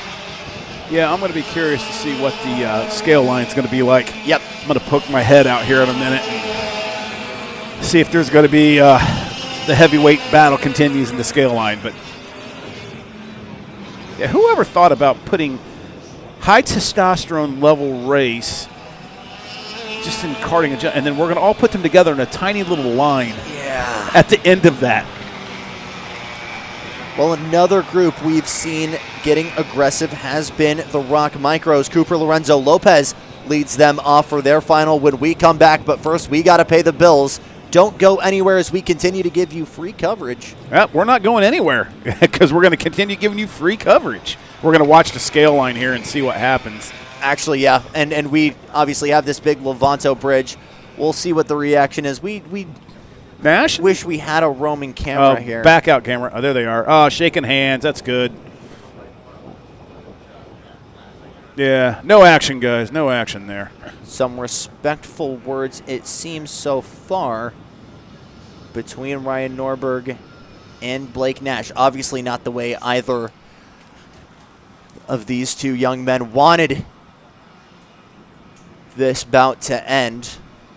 But looks like all tempers are in check, which is always good. So, yeah, the loser there was D'Alencar on that one, or Ingrata, I mean. He was winner as D'Alencar. So, all right, we're going to what? We're going to go pay the bills. ROK Micros up next, but stay with us. It's Florida Winter Tour here on the ROK Cup YouTube. Free coverage. 7 years ago, Bill Wright began the Florida Winter Tour to break up the slow winter months for karters. And as the word spread, the tour grew.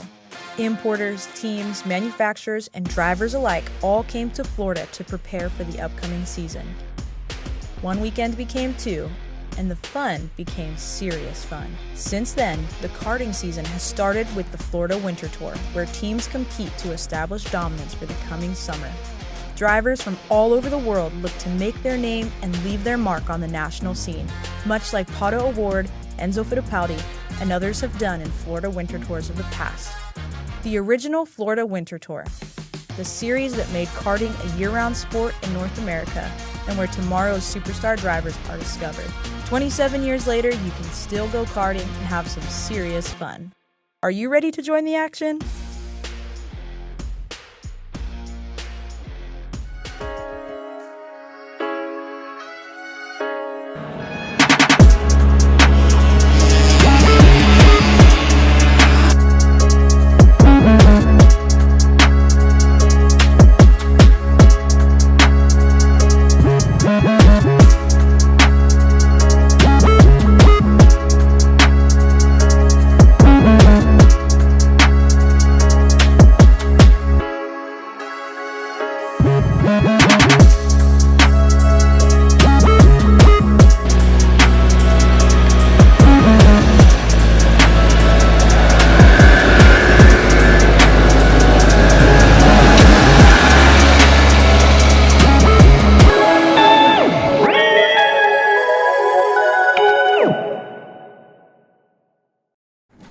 You saw it from the bumper. Some of the biggest names in racing established here. Norris, O'Ward, Fittipaldi, and others. It all starts right here in the karting world. And if ROK Cup is Chapter 1, Page 1 is right here. Well, maybe Page 2 after the micros. It's the minis on track here for the final, and it's a close championship brought to you by AM Engines. Yeah, with updated points so far, it's Francisco definitely has the lead by a nice little 77-point margin over Chandler, and then we have Cam Johnson sitting there a couple hundred points behind. But as we've seen, and then there's Nico Salazar as well. So there's chances for some changes in the championship here, but right now it seems like Francisco has been quick all weekend long. obviously is the one to beat here as we get the green flag. Francisco on the inside there. Oh, he went big ramp up, and around goes one kart. I believe it's the 180, the 115 also involved. No start. And it's a waved off start. That's the 115 of Emilio Bolanos. And I believe it's one of the Masada, I think that's one of the Goodwood carts. I'm not entirely sure who it was specifically. Oh my goodness. Well, one of the carts airborne, but we'll get a chance to re-rack him and go again. Trying to get carts here. Emilio Bolanos, the 115, involved in that. Trying to find out the other party involved. Jane Francisco, Cooper Lorenzo Lopez, Cam Johnson, Alex Chandler, Asher Pavan, Nico Salazar, Luca Becciarelli, Kimo Ahmad, Sebastian Demosiak, and Clayton Stiles. All in the top 10 here for the start. Happy you're joining us for free coverage here on the Rock Cup YouTube channel by Jason Larea Media. For our producer, Brandon Hacker, alongside Jason Ewers, I'm Jackson Lambros. The energy is low in the booth, but our spirits are very, very high. The energy is high on track. It's been a long weekend. I know, but we're professionals. We're professionals. I know. I'm saying I'm tired, but I'm amped to be here. Yeah, I know. Not looking forward to sitting on an airplane later, but that's true. Oh, but Brandon has massive energy over there. Brandon is amped to go and switch the cameras for you guys and give us the best view possible. Our crew chief here at command of all of our cameras trackside, and a large group. Again, we say it takes a village, but we mean it truly. Not just to bring you guys coverage, but to make Rock Cup tours happen year in, year out. Do you want to talk a little bit about our lead follow and me giving you a little example of what it feels like to get hit from behind and pushed yesterday? That was some spinal realignment. We'll say that. Yeah, that does not feel pleasant at all. But my cart clearly had less power, and you that's what every racer says. All right, slow. you objectively did a lap. We swapped carts. I was like, they handled better, your car but is way better, and I was like, yeah, yours is terrible. Yes, absolutely. All right, see if we can get a good, clean start here. Hopefully, no one climbs up on the back of somebody, but no guarantees. Up already. Moves to the outside. I don't think we're gonna have a wave off here as we try to keep it clean through turn number one. Lorenzo Lopez green leads to the inside. Sorry. We're getting confirmed. Verde, we've got green running. Verde. Lorenzo Lopez leads Francisco and Chandler as they get through the opening sector clean.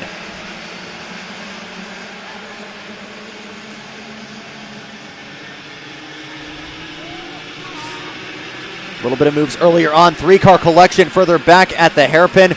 The 145 involved in that and others. All three now going. As it is Lorenzo Lopez leading Chandler, Salazar, Francisco, Ahmad, and Simon Jack Klein. Biggest mover so far, Brandon Eng gaining 4 positions, 7 positions gained for Ashton Wyatt, starting 20th. First green runs down the straight. A couple moves further back, but status quo in the top 5. A little bit of a look to the inside there, I believe, from Kimo Ahmad.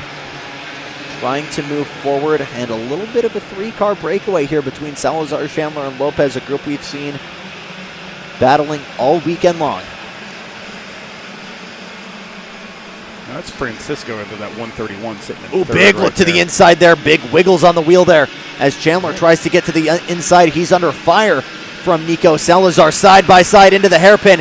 A fire to the inside from the 196. Chandler's defending brilliantly. Here comes the switchback from Nico Salazar. Gets that move done and gets up into second. Francisco. Oh, excuse me, Francisco. Yeah, 131. Salazar further back there in 4th. Trying to find a way. Look to the inside now from Chandler. Gets that move done. Nice. Closes pass. the door. Not out of the woods yet. Too wide here down the backstretch. Now another look to the inside from one of the Orsolon carts.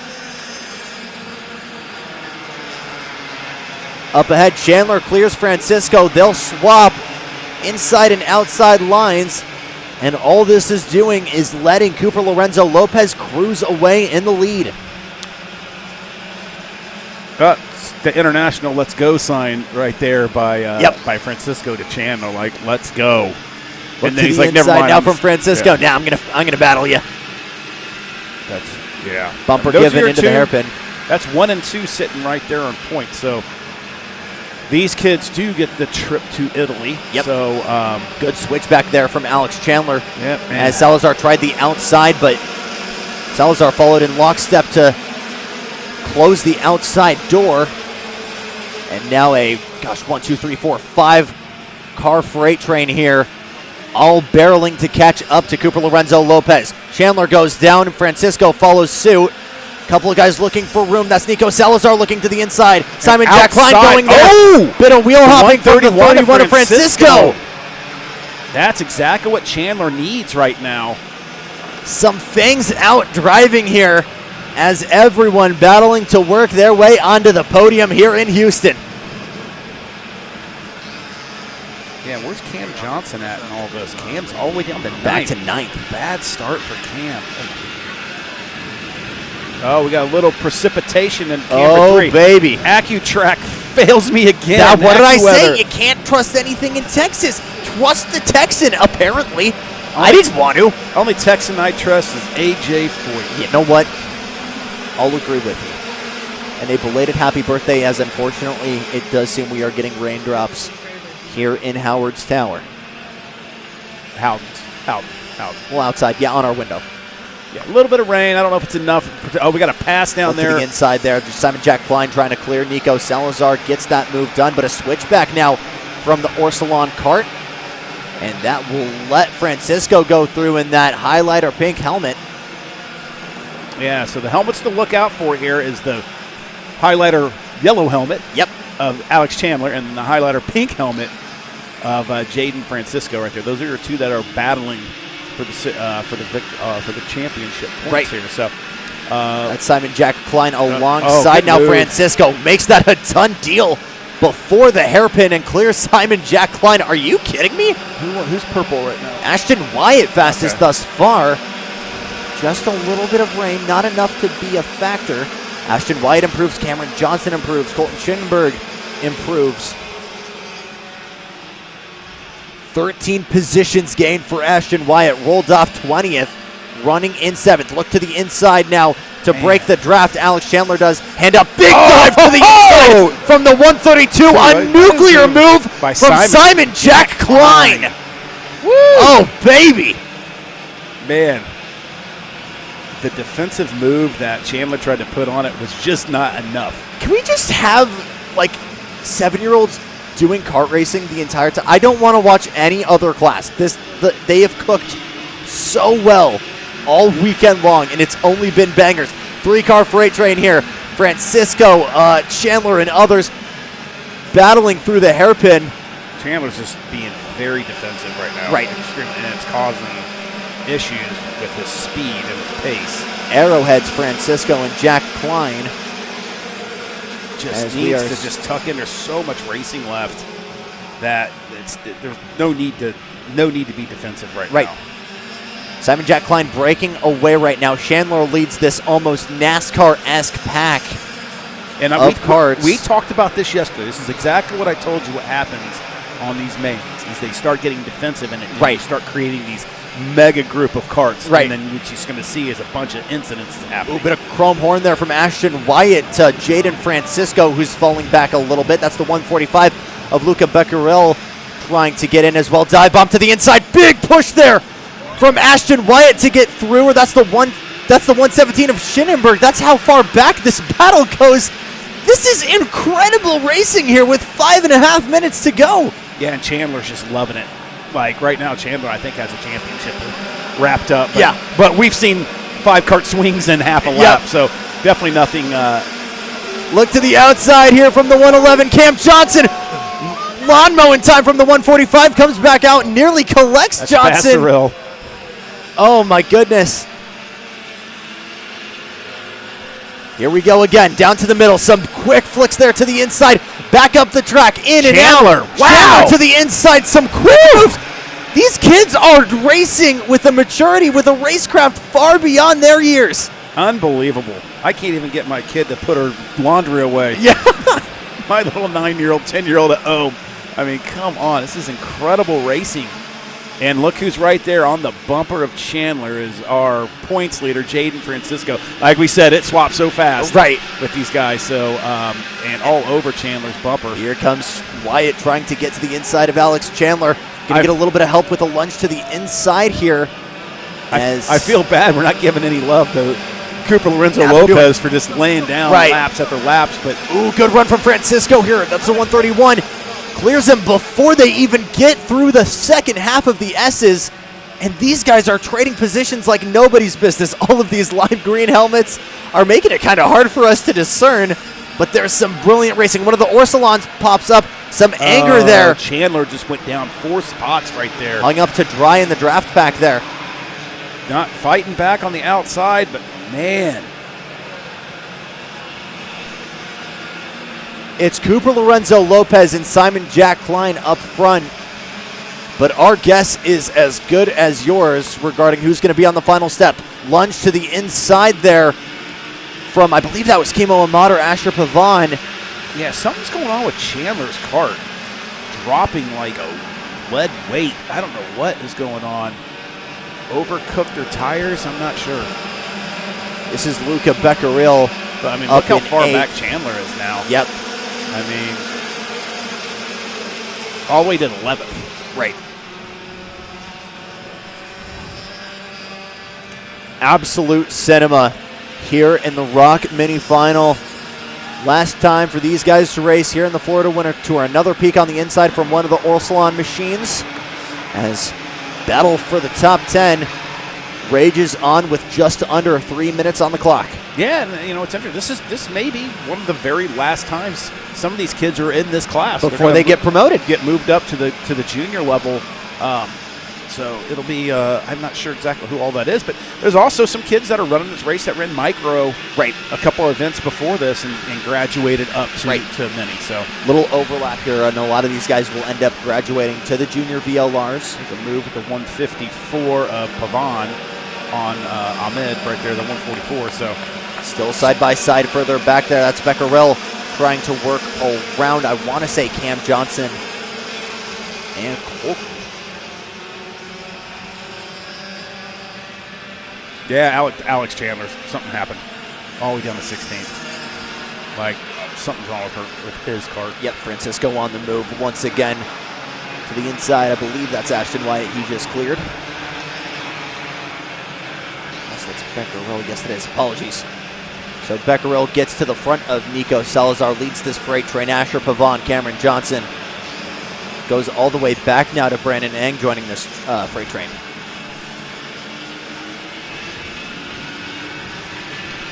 Yeah, there's Jaden Francisco.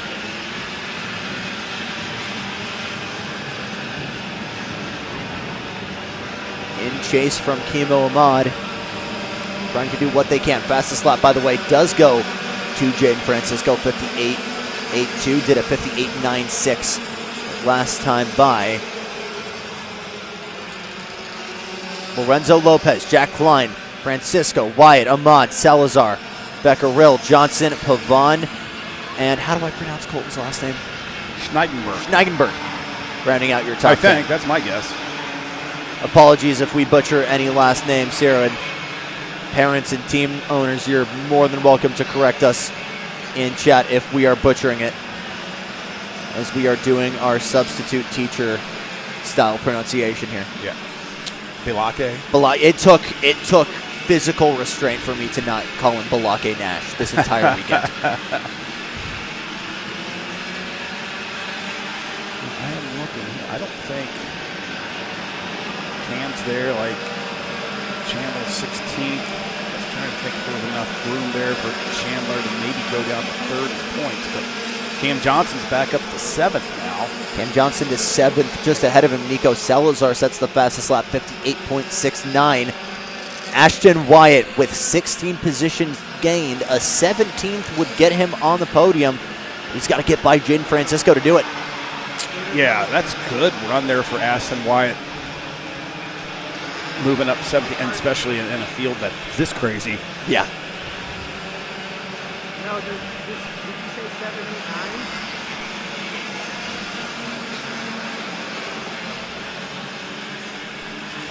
Finally starting to ease up just a smidgen here as we're watching Cam Johnson try to clear Nico Salazar. This is 6th, 7th, 8th, and 9th. Pavan with a major drop back here as we get the 2 to go. Cooper Lorenzo Lopez and Simon Jack Klein able to break away. But the battle for that last step on the podium still very much alive.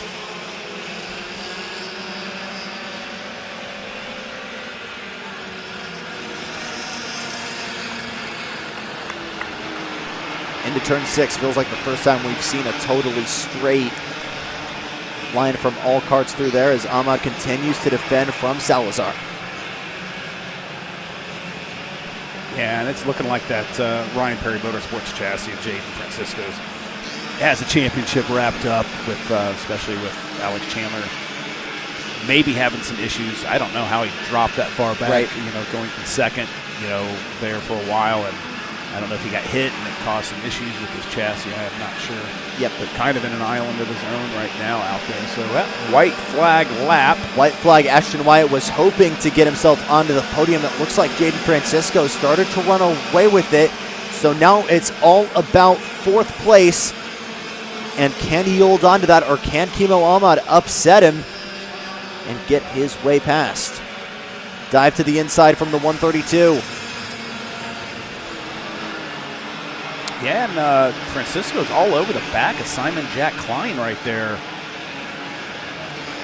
Ashton Wyatt still holding on here as Kimo Ahmad tries to work away around behind in the 144. What do these guys have?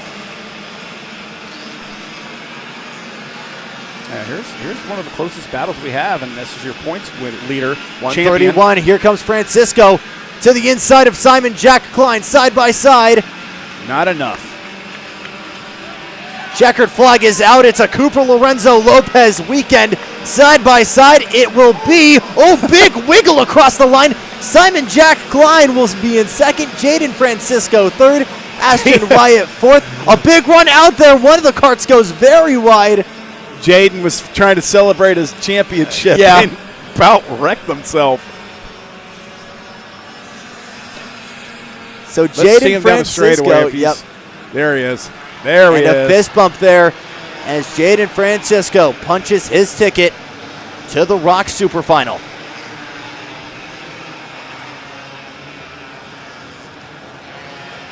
Yeah, congratulations to him. Congratulations to our privateer, Cooper Lorenzo Lopez. Like, we don't see a lot of privateers. No, not at because all. They don't have the support, but great run for them. Really just wasn't challenged the complete event. So, but hats off to Jaden Francisco and that Ryan Perry Motorsports chassis. Well-deserved championship.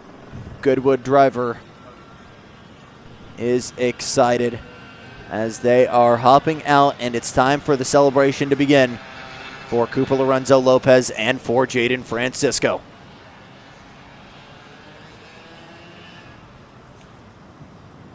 Yeah, I'm kind of curious what's going on with Chandler. Maybe we can get some information a little bit later. But at this point in time, we're going to break for commercial. We appreciate it. We'll come back with our next race, which is VLO Masters, another tight battle for the championship.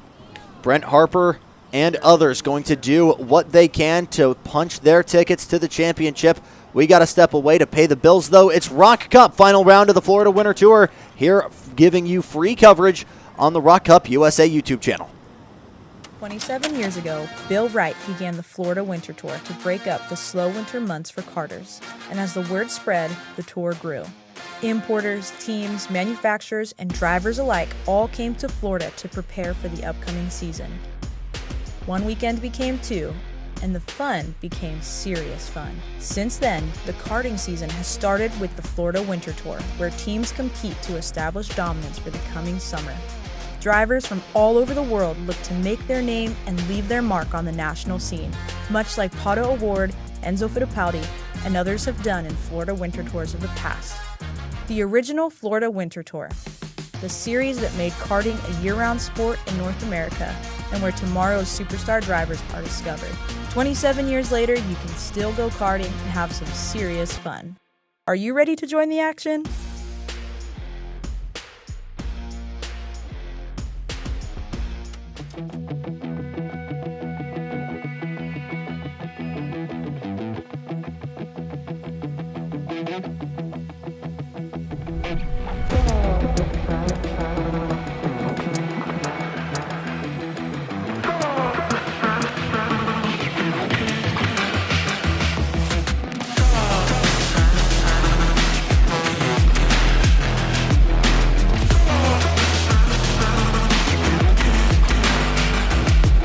You're watching a Jason Larea creative ROK Cup USA production.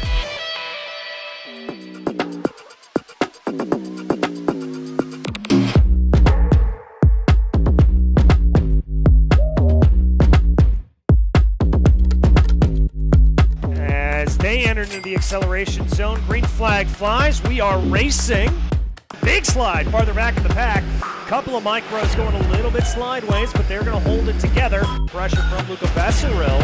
Besseril looks outside for speed. Now down into turn 4. Got it. This position going to go to the inside of turn 1. Got it. The lead of it. Whoa, cross back, crossover. I don't think battling each other is the way to go right here. Oh, almost a little bit of a swiggle there for Trusho in that purple car. Here comes Delbon to the line. Look at him, he's so excited.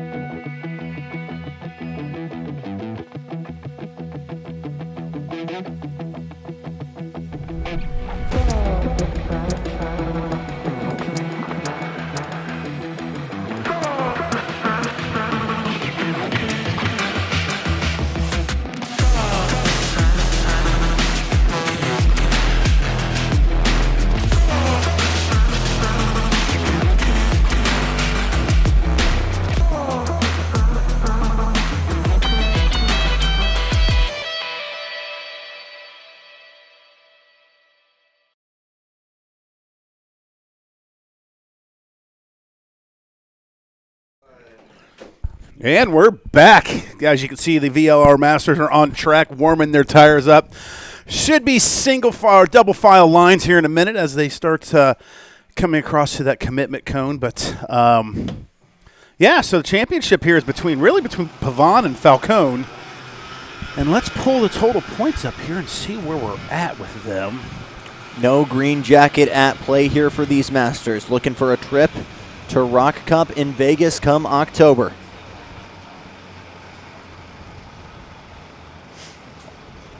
As 6 karts get set, Calogaro, Adamar Calogaro really flexing his muscle late in the pre-final last night. But it is what the veteran Scott Falcone and Mark Pavon can bring to Brent Harper in the 713. Yeah, so it looks like, yeah, we can't. We discussed this yesterday. There's no way that Falcone can win because there's just not enough carts. Pavon's got a 108 point lead. So victory lap then for Mark Pavon. So let's do it for merit and see who can take this Masters final. Well, let's look here in Houston. Let's see what the worst case situation could be here. As he does that, they're rolling. Masters are rocking here. Good start from the inside line. Nearly clears the entirety of that outside row. Falcone was like, turn number 1. Was not happy with that start And at that all. is Falcone very hot under the collar. And gets to work instantly to try and close that gap to Brent Harper. Well, there is a possibility, actually. Really? Yeah, so if Falcone wins, like I said, it was a 108-point difference. Falcone's got to win, and Pavon's got to be like in last. Big lunge to the inside there. Scott Falcone instantly gets to moving. Yeah, I would say that if Falcone gets fastest lap, that puts him with 536 points. And 108. So Pavon needs to finish 5th. Falcone needs to win, and he needs to get fast lap. So a lot needs to happen. It's certainly And not impossible, Falcone's but up you've a already got second. Falcone clearing, I believe, Mark Pavon right there. Yep. So there is hope still for a championship for Falcone, but we'll see what happens here. But Pavon obviously probably knows what the situation is, Right. and he's going to try to stay as clean as he can and just not get a DNF. Improbable, but not impossible. Want to thank our partners for Masters Racing, Rocket Racing Company,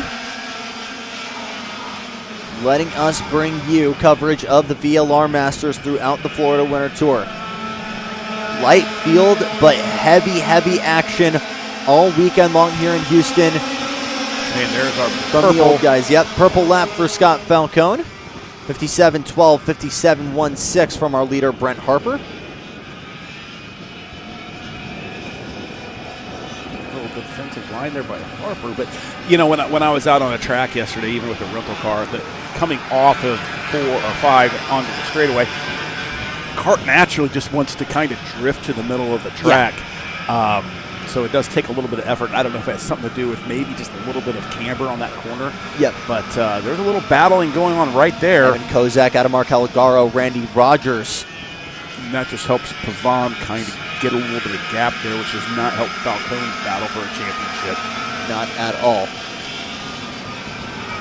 Again, want to thank all of you for watching, but a special thanks to all of our Rock Cup staff for keeping the lights on here. Want to give a special hello to Barbara Domley, mother of Shane, our track light operator on track here. Watching from home and watching her son keep these kids safe.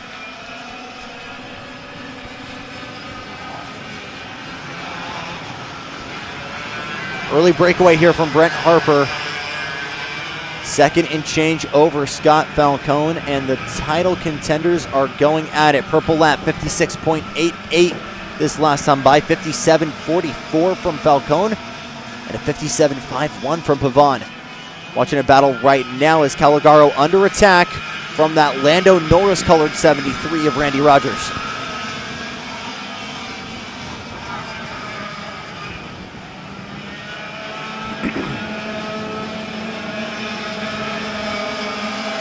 Rogers, another one of the privateers here, like most of the Masters, I should mention. But you've got Real Falcones with Orsolon. So is, I think, Harper's running for Orsolon this weekend. So, yeah, Scott's doing whatever he can to try to catch up to Harper, but Harper looks in complete command right now. Yep. Handful of guys, though, doing a mom-and-pop kind of scenario. Randy Rogers is one of those individuals still running the factory bumpers on that Lando Norris OTK chassis. Not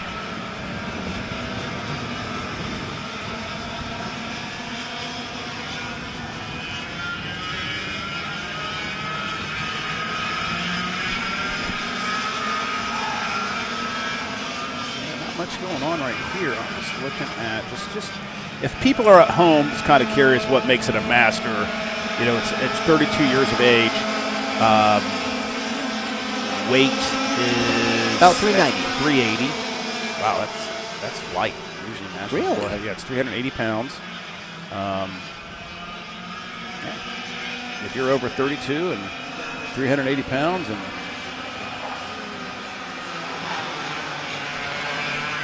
should mention also, because obviously there is ballast in play here, so everyone's running roughly the same, well, technically exactly the same But if you're a lighter guy and you need a good amount of weight on your cart, where is that weight going on the cart? Dispersed everywhere, usually on the seat, and you try to keep it as low as you possibly can. You know, as you can see, the adults are much more upper body heavy. Right. So that play, you're trying to get that weight as low as possible. But, you know, really just on the seat as low as you can possibly get it on the cart. Put a little bit on the front just to kind of balance the cart out a little bit. But other than that, so we're going to actually kind of go back in the field a little bit here. Let's watch Randy Rogers, cart 773, as he's kind of working his way around this circuit. Just ahead of him, Adamar Caligaro versus Mark Pavon. He's trying to close that gap.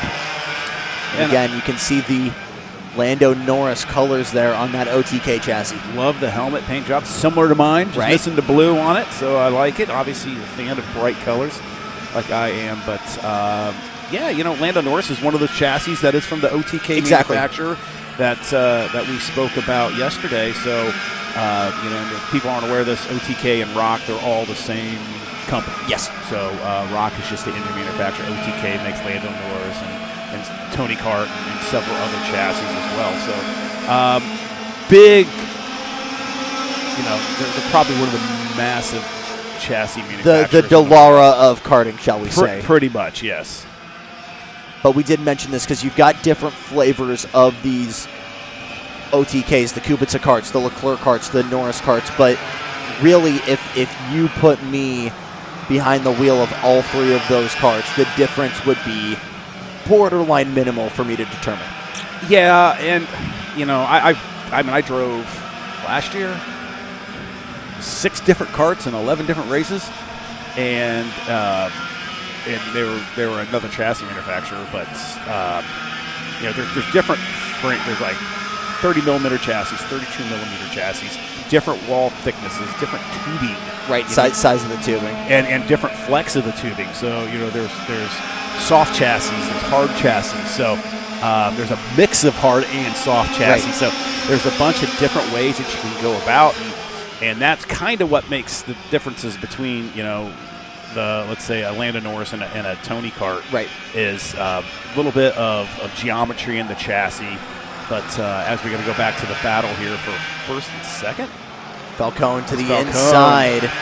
Yeah, Falcone, as we were talking during that, obviously Harper must have had a mistake, or Falcone is just on rails right now because he closed the 4/10 of a gap to make that pass for the lead.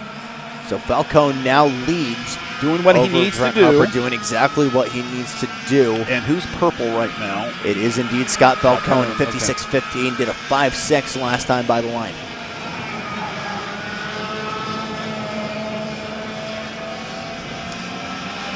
One more thing about Randy Rogers really quick, because we walked by when we were interviewing the Sullivans, has his tent right next to them. That dude is ripped. Yeah, he was genuinely jacked. Yeah, he was. And you know, same thing with our sponsor, Rocket Racing. You know, Paul Elefante is very good shape too. Like, seems like these guys do quite a bit of some type of triathlons or something like that. But they all have that cardio look built to them. I mean, the Venn diagram of circuit racers and triathletes, Ironman runners, powerlifters, you name it, it's really more of a circle, right? Because so many guys dip their toes in both. Tony Kanaan, Ricky Jordan Taylor, great examples. Yeah, it's being thick, I guess is a way to say it, is not great for karting. You know, people's like, well, we're all the same weight. It's like, but I have, you know, a bigger upper body, and that's top weight that's bouncing, that's causing that chassis to load, unload, instead of some of these other smaller drivers out there that when they set the cart and if they bounce, it doesn't upset the chassis as much. So the way I set my carts up is completely different than the way someone else is going to set their chassis up, who may be just a little bit smaller, but we're running the same chassis in the same class with the same weight. So only do leg day so I can get all of that weight to the bottom of the cart is what I'm hearing. Yeah, pretty much, and you know, get some junk in the trunk. Yeah. Further back here, really good battle as Falcone and Harper go at it. Pretty much the best of the rest, though, are all going at it right now. Pavon leading Calagaro, Rogers, and Kozak.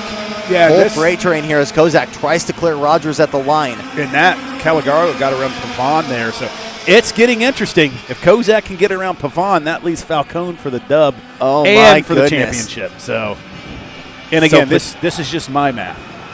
Potentially some really, really big things at play here. Looking at the weather over there, Jason, you're concerning me. I think we'll be done by then. 2 p.m. It looks like we have a pretty decent chance of some rain, but we will be done by then. Fingers crossed. Just a little bit of rain earlier during the micros, or during the minis, excuse me. Not at all a factor for the on-track condition, not even close to talking about making that move over to the wet weather tires. No, it's not even. We weren't in wet tires this morning. Right. In warm-up, so we had a downpour, too, about an hour before the track. Yep. It was hot. So. I know you guys obviously, Orlando, though, there were numerous times where you guys made that jump over. It wasn't even an option in Orlando. I mean, it was like standing puddles on the track. Yep. Like it was bad. But, racing, rain is the great equalizer. So it made really great racing. But we're seeing here what's going on. I'm going to recalculate some math here and see if I was correct on. Falcone starts to peel away from Brent Harper. Harper winning the battle numerous times this weekend.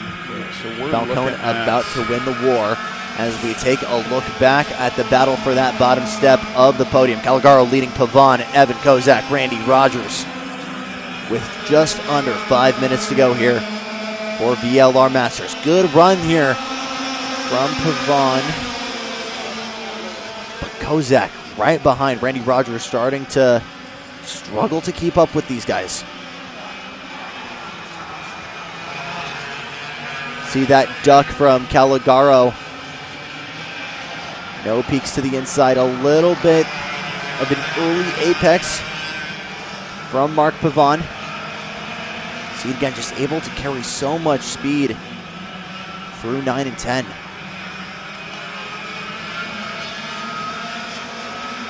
Frantically working away over here. You're doing amazing. Only got 3 or only 2 heats to go after this, 2 finals to go after this. 164 of you in chat right now. Let's get a roll call. Where you watching from? Who you rooting for? Another purple left for Scott Falcone, 56.03. 56.30 from Brent Harper. All right. That pace is starting to hemorrhage. What you got? The way it sits right now, if Pavon finishes in 4th, he will win the championship by 15 points. It's 1863 to 1848. What if Kozak gets him? If Kozak gets him, then Falcone will win. Oh my goodness.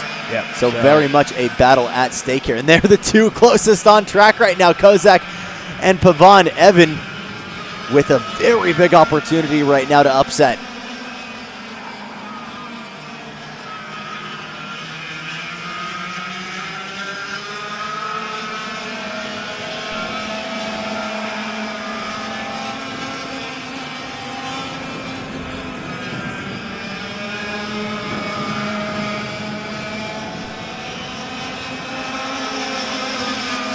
Another purple lap from Scott Falcone, 55.93, 55.61 in response. No way. From Brent Harper. If Kozak gets around Pavon, it puts Pavon at 1848, and Falcone will have 1848. Even. It's going to be an even. Is that counting the fastest lap? That's as well? counting the fastest lap. Oh my goodness. So Falcone needs to hang on to that and fastest lap. Kozak is all over the back of Pavon right now. So everything at play here, and Kozak with a major opportunity. I'm going to double check my math to play the upset. That's how that worked out. So and punch a ticket for Scott Falcone to Las Vegas. He's 14 20. He comes in 5th. And there is no pressure from anybody right now on Scott Falcone on single lap pace. He's the only driver on track to get into the 55s. Finishes 5th. He gets 428 points. So that's 1848. And then Falcone gets 531 plus the 5. So that's 536. I know that our listeners are loving me did this verbally talking out math. You're doing great. Harper unable to respond to the pace of Scott Falcone. Are we even on points if this happens? Yeah. Wow. 1848 to 1848. So at that point, who's going to get... I don't know. I mean, I could probably Is go it through based the rules, on wins, finish total, something like that? Yeah, I don't know. It'll be interesting. A little bit spread out now. No, if it finishes like this, Pavon will win. But if Kozak can get around Pavon, that's 4 and 5, then that means that it's a tie for the championship. Yeah.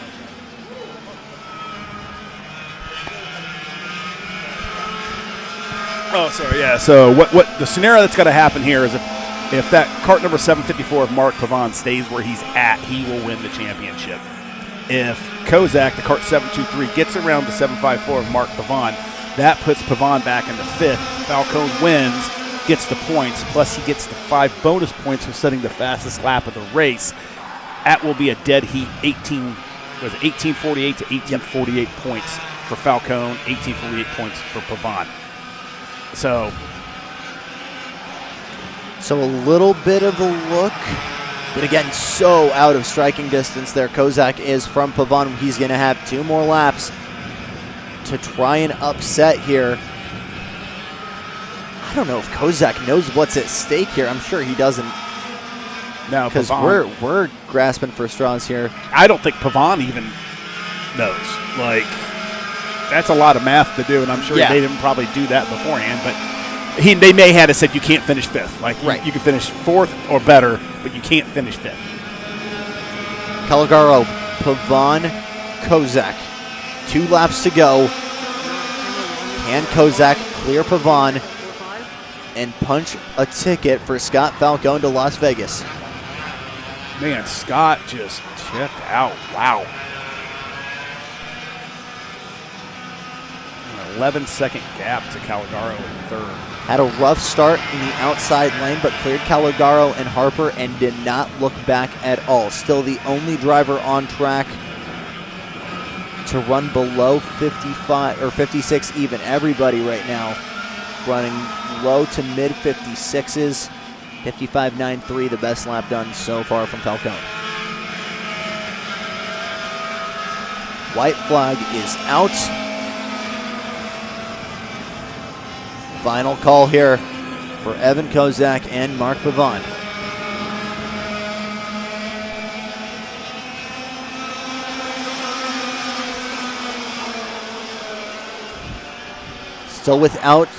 Still outside of striking distance. Yeah, it looks like Pavon has got the championship. Congrats to him.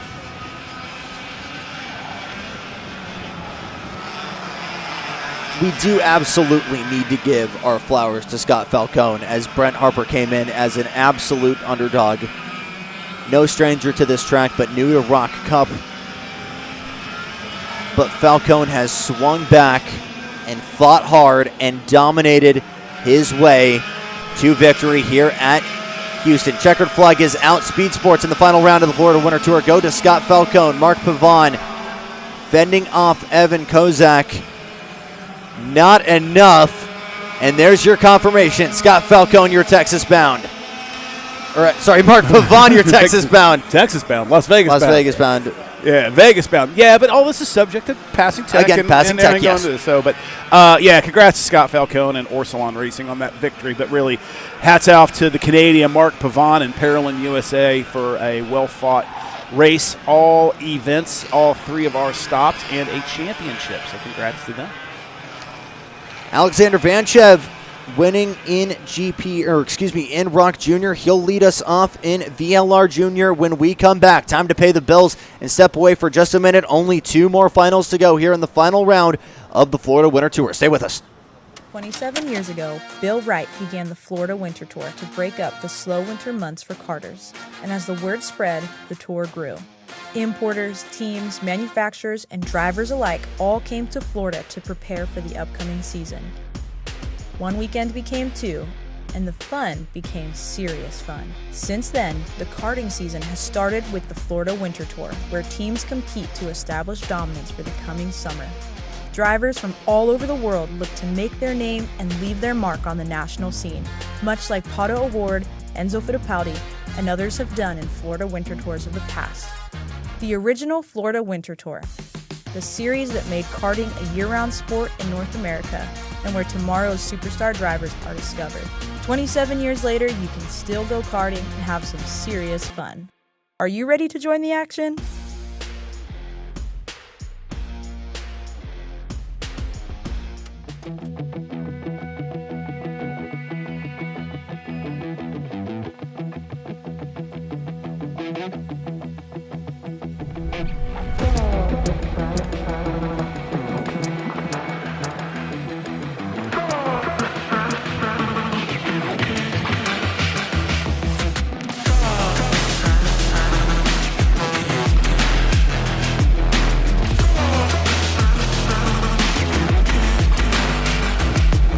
You're watching a Jason Larea creative ROK Cup USA production.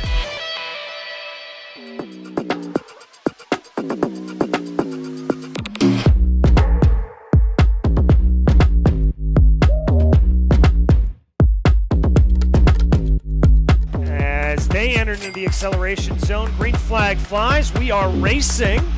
Big slide farther back in the pack. Couple of micros going a little bit slideways, but they're going to hold it together. Pressure from Luca Besseril.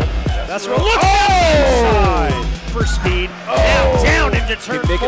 Got it. This position going to go to the inside of turn 1. Got it. The lead of it. Whoa, cross back, crossover. I don't think battling each other is the way to go right here. Oh, almost a little bit of a squiggle there for Trusho in that purple car. Here comes Del Bon to the line. Look at him, he's so excited.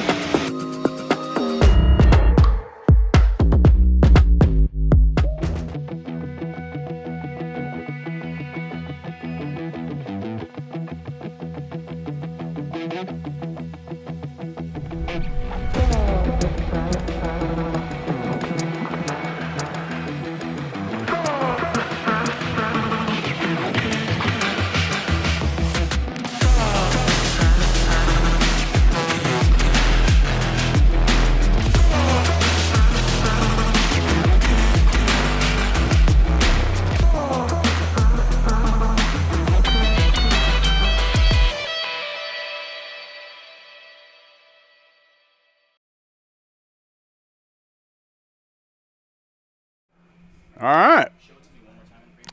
We're back. As you can see, the VLR juniors out there warming their tires up, getting ready to get to their final 17-minute plus 2 laps for these youngsters. And the age is what? This is something I should know. 12 to 15. 12 to 15, yes, and that's where we see that kind of overlap between the mini guys and where a lot of the guys from micros and minis get ready to make that move upwards. Alexander Vanchev was our winner last time by in the GP Juniors. He's looking to get out the broom and sweep in VLR. Championship battle, by the way, all but wrapped up for Alex Vanchev. We thought it was Vanchev's to win this weekend. He's shown pace all weekend long in the VLR Juniors, but during the pre-finals, enter Nico Katowski. Yeah, it came out of nowhere on that Trinity Karting Group Burrell Art chassis. We don't have such a, we talk about the championship. It is a big thing, like to win any championship, especially on a national level. So that's why we kind of keep talking about that. This one isn't as tight as we've seen on the other ones. Still a chance. Ironically, it's the two top guys right now, Katowski versus Vanchev. Vanchev has about a 400-point lead over Katowski, but if Vanchev gets a DNF, things could get very spicy. A major comeback drive from Katowski, over 10 positions gained in the pre-final to get himself on the front row. He's on the outside. Cotton Candy 806 of Vanchev on the inside. Penultimate final from Houston is underway. Great start from the inside in the run into the first corner. That outside line just does not get off. I'm not sure if it's a checkup. Obviously, you got to take the long way around here. It's not easy to fully carry that speed and make it possible. But it is Ruben Gutierrez who gets promoted now into second. Vanchev still leads. One of the Bureau Art cards, I think that's Katowski behind potential for a move to the inside here. As a little bit of a shake there, that's Tristan Murphy in the 899 trying to move up as well, getting tangled with one of the Orsolon cards. I think it's one of the Nash cards, excuse me. But already right on the bumper of the leader Vanchev is Ruben Gutierrez. Yeah, and again, we like to pick our sponsor, who is the Cotton Candy livery of our leader, Alex Vanchev, right there. Alexander Vanchev at the RPG. Stop Performance Group. Big move to the inside here from Ruben Gutierrez. Gets to the inside, closes the door, doesn't make a comeback possible. And that RPG car is under fire from Ruben Gutierrez. Yeah, he's got that Paralympic USA chassis rolling right now, and he's been a threat. He's been up there every race that we've talked about. We've talked about him quite a bit.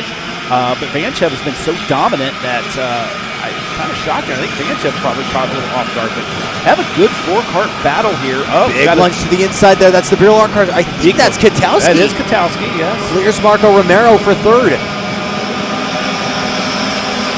First full lap, purple one goes to Tristan Murphy, 55.52. Leader 55.77, Ruben Gutierrez. Good run here from Vanchev, gets right to the bumpers, interlocking down the backstretch. Look to the inside from Murphy there, trying to clear Andrew Yao on the binders. Gets that move done. A little bit of an opportunity for a switchback, but that will move Murphy back up into the top five, as in third and fourth, Katowski and Romero still going at it. Yeah, Romero with the advantage of that. We'll see if Katowski can fight back. But that's just kind of allowing the top two just to gap them a little bit by a couple kart lengths. See if they can continue to fight, or if they're going to all kind of settle in line and kind of check themselves out. The one thing I'm seeing differently at this event than Orlando is not as much defending. Like in Orlando, it was from lap one all the way through the race. It was big bump up in the air. Yeah, it was complete defensive line move. So, and that allowed for the whole entire group to be together. So you had groups of 12 fighting for the lead. So I feel like, though, this track is a lot more flowy than what we saw at Orlando, just because big late move there from Alexander Vanchev, taking that lead right back from Ruben Gutierrez. Here comes Marco Romero and Nico Katowski trying to pounce as Gutierrez gets checked up, but a nuclear move from Alexander Vanchev gets himself back to the front. Romero stays in third. Katowski holds on to fourth.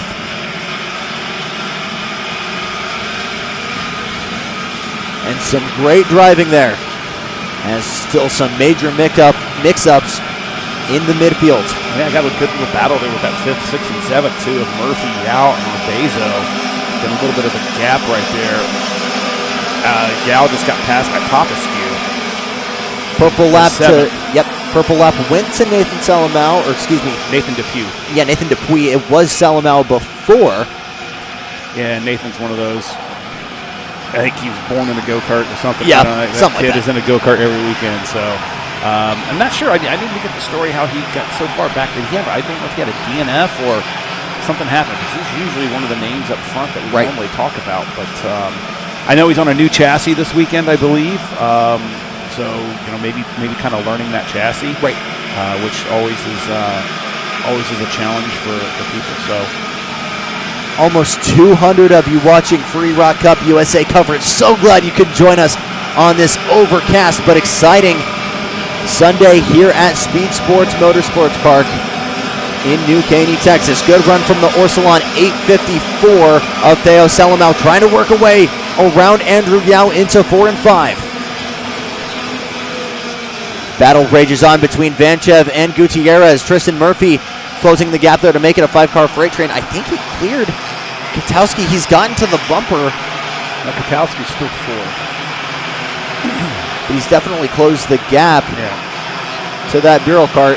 Now to that lead group of 4, so it's going to be a group of 5 here pretty quick. And that is now a group of 5. Still 12. So much time left on Still the clock. 12 minutes on the clock here. Man, that is a long race, 17 minutes. Again, it's not necessarily physical exhaustion is absolutely a factor, especially when you're doing double duty like Alexander Vanchev. But it is absolutely a game of mental fortitude and mental endurance as well. Yeah, I mean, they're all so evenly matched, and just try to keep focus for that long when you know you can't make a mistake, because if you do, you're going to lose many a position. Here comes Ruben Gutierrez, side by side, a move as well from Murphy on Katowski. And is that Romero that ended up taking second? Believe so. So 2 positions lost there for Vanchev, and that will promote Marco Romero in the 809, that Nash Motorsports kart, up into second. Yeah, I'm not sure how old Romero is, but I'm looking at the size of the other juniors, and I'm looking at Romero, like how much smaller he is in that go-kart. So he may be one of our newbies that kind of stepped up from the minis into the juniors. And actually, I'm pretty sure he is, if I remember my notes correctly from round 1. He's but dominating. You know, he dominated in minis and micros, and definitely flexing his muscles here with the juniors. Yep. Feeling right at home in the VLR juniors. Purple lap was given last time, updated to Tristan Murphy in the 899, running a 54.41. He did the exact same time again. This time he does a really big dive to Katowski here, side by side. Can't get it done. Now clears him. Yeah, as Murphy clears him for 4th. 6th now. And Katowski, who is showing such strong pace in the pre-final Saturday, starts to show cracks. But I think he was running 6th or 7th and ended up 2nd. So that group is starting to tighten up a little bit there. Top 2, little bit of a break between them and the 3rd kart of, is that Vanchev in 3rd? Vanchev in 3rd, yes. Going multicam here as we're watching the battle between Vanchev. You don't get that on other areas. And Tristan Murphy, where 2 guys are going. Well, gotcha. Gutierrez tugging the head and trying to maximize that straight line speed north of 70. Here comes Marco Romero to the inside. Murphy tries to follow and clear Alexander Vanchev. Can't get it done. Some brilliant stuff here as Marco Romero now takes the lead and clears Ruben Gutierrez. Yeah. Further back now, Alexander Vanchev still defending brilliantly from Tristan Murphy in the 899. Yeah, that's that margin of gap that they had top 2 with Romero Romero and Gutierrez now changed to nothing, and Vanchev is right there ready to go and pounce. Big dive on the outside. Katowski clears one of the RPG cars. I want to say Nico Orbezo, or no, Luca Popescu, who's worked his way up into the top 5, just got that leapfrog again. So back and forth we go, but some strong pace from these Rollison Performance Group machines. 3-car freight train now. Tristan Murphy, Alex Vanchev, Ruben Gutierrez battling for all of those spots on the podium. Let's see if we'll have any moves now. Here comes Vanchev to the inside. 2x2 NASCAR style through turn number 6.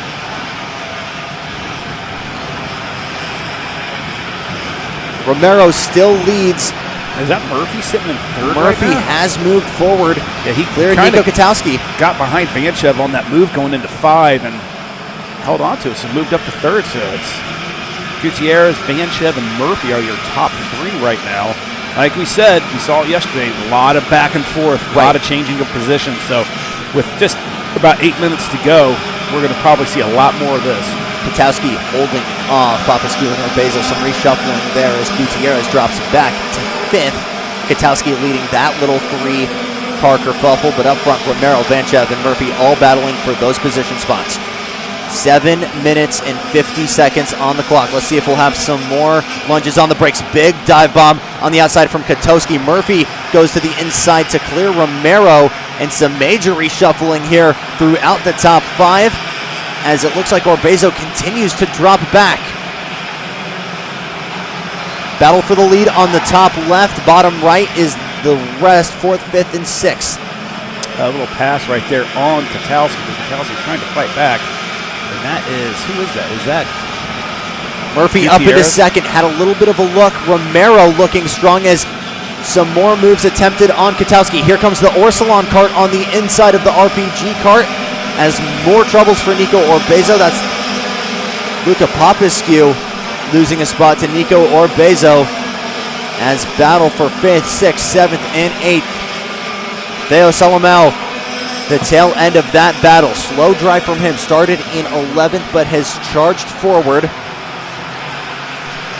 But up front, Alexander Vanchev, Arrowheads, Tristan Murphy, and Marco Romero. 3 different teams. I think 3 different chassis up front. Yeah. I mean, you've got the OTK on with the RPG, and we are looking at Tristan Murphy. I think he's part of the Ryan Perry Motorsports. Yeah, he is part of the Ryan with Perry a good run into the hairpin. Stays in line. Further back, Katowski holding off Nico Orbezo in that 808. Yeah, then Romero's with Nash. So, yeah, different chassis manufacturer, different chassis brands, I guess I should say. Yeah.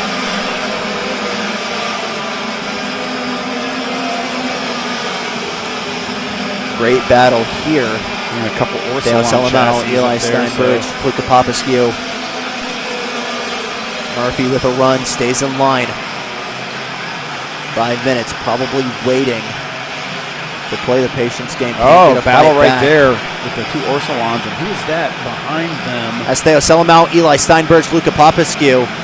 All 3 have kind of dropped back a little bit. Want to say it's Popescu, yes, in those cotton candy colors. Yep. Oh, little push right there to go. Big move By Orbezo, I believe, right? Or is that Popescu throws out his shoulders to clear 1 of the Orsilons. A little over-under attempt right there. Fastest lap still to Tristan Murphy, 54.41 with 5 minutes on the clock.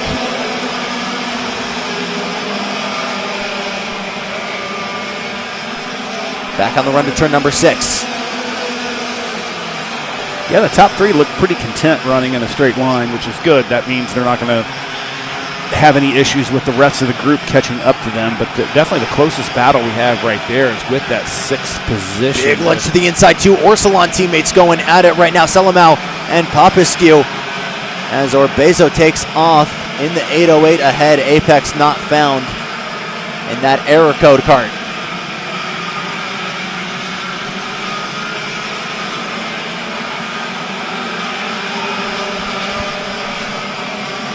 Romero starting to fall back in the lead here, half a second back. Murphy right there with Vanchev. Still looking for a move. It's Steinbridge versus Salamao. Further back, battle for 8th.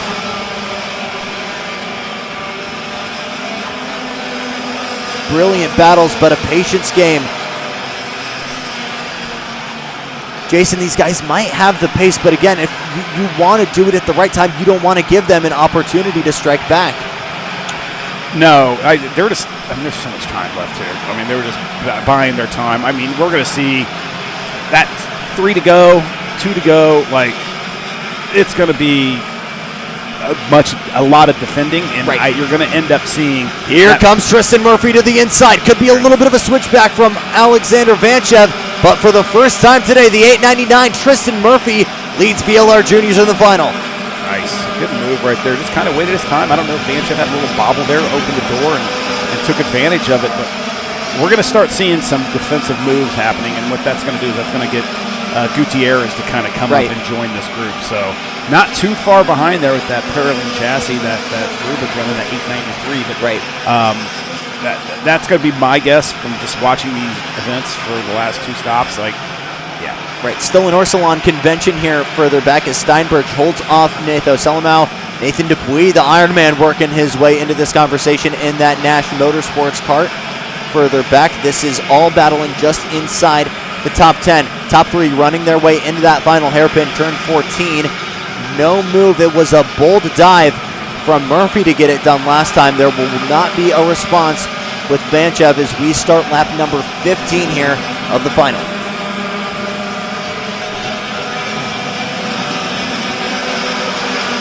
Top 3 guys also in not kind of being bold with the passes, have kind of let them break away. About a second over Ruben Gutierrez, 3 seconds over Nico Orbezo in 5th.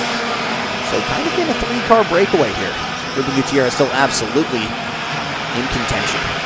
Yeah, it's going to get a little bit closer, a little more friendly here in a couple minutes, I have a feeling. So just kind of buying some time and seeing what's going to happen. If you look out there, Murphy still leads with just under 2 minutes on the clock. Romero slowly closing that gap. As we're watching further back, a late lunge there. Oh, we got a car off, and we've got one off. Turn 11. I don't know who that is. Theo Selamau dropping back to 10th. Dupuis getting both cars there, but some issues for Selamau. Drops back into 10th. Lourenco Valera up now into 9th. 111 or 811? Oh, Katowski.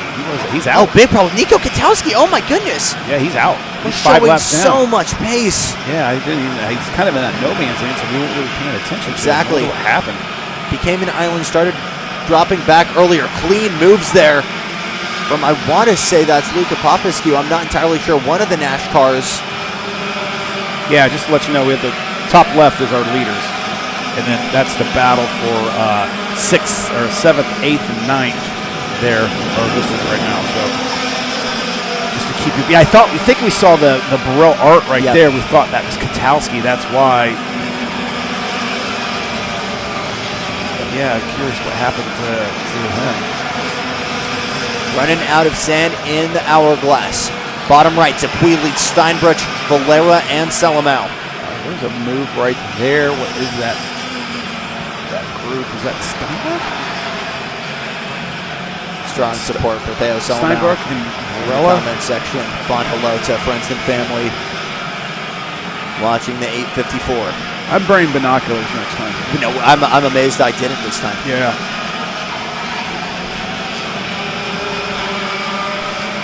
Two laps to go here in the VLR Junior Final. Murphy leads over Vanchev, Romero in 3rd. And a great battle here for the rest, trying to work their way into the top 5.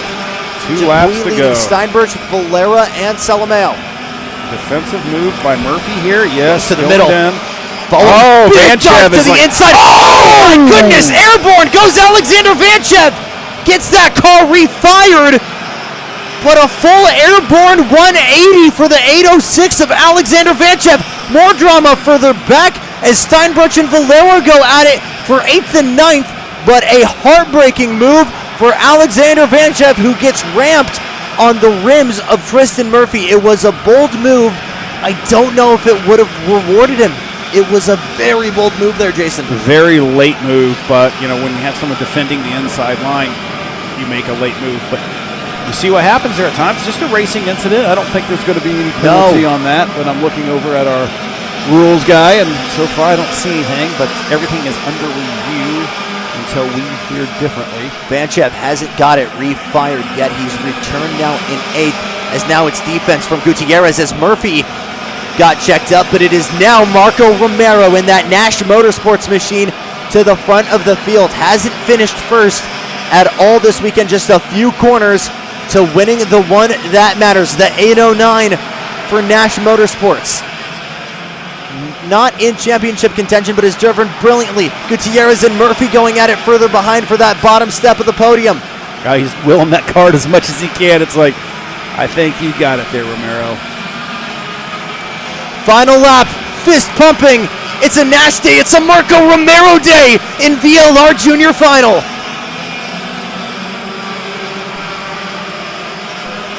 Oh, there's a wreck right here. Major wipeout here at the front right of here. the field.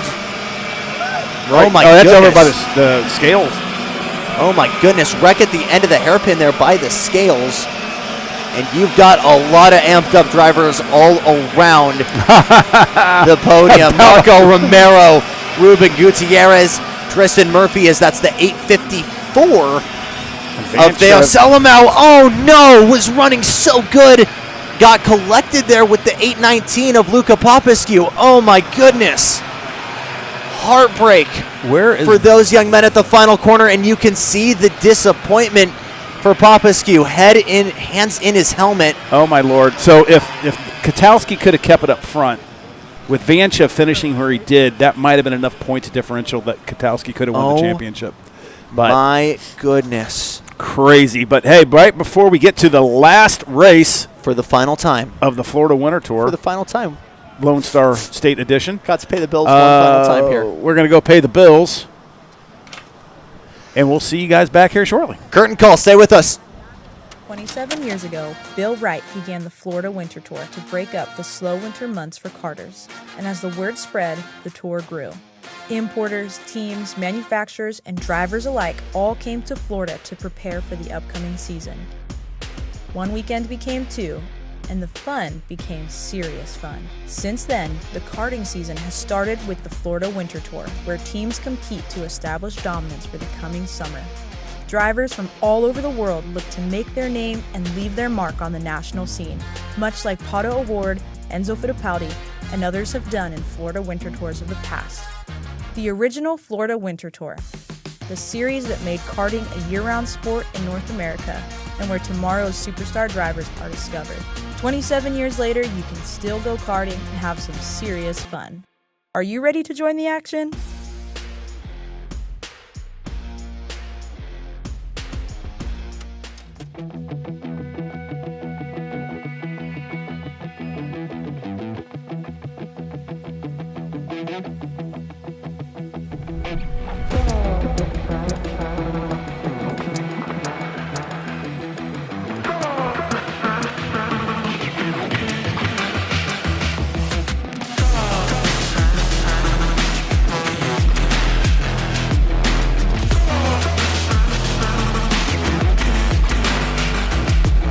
You're watching a Jason Larea creative Rock Cup USA production.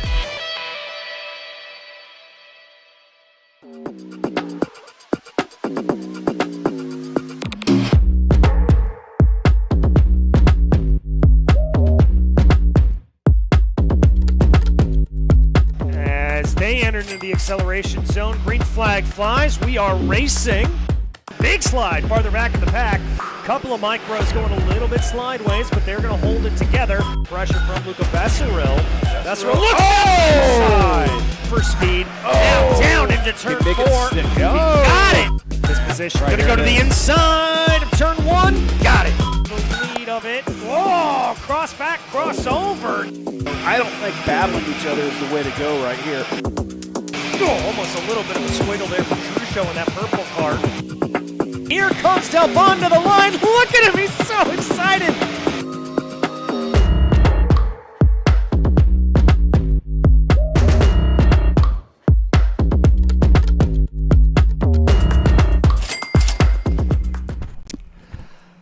Last heat of the Florida Winter Tour. Or last final of the Florida Winter Tour, the Lone Star Edition. It's been fun. It's been great. It's been, Orlando was a lot. We were there two races in a row.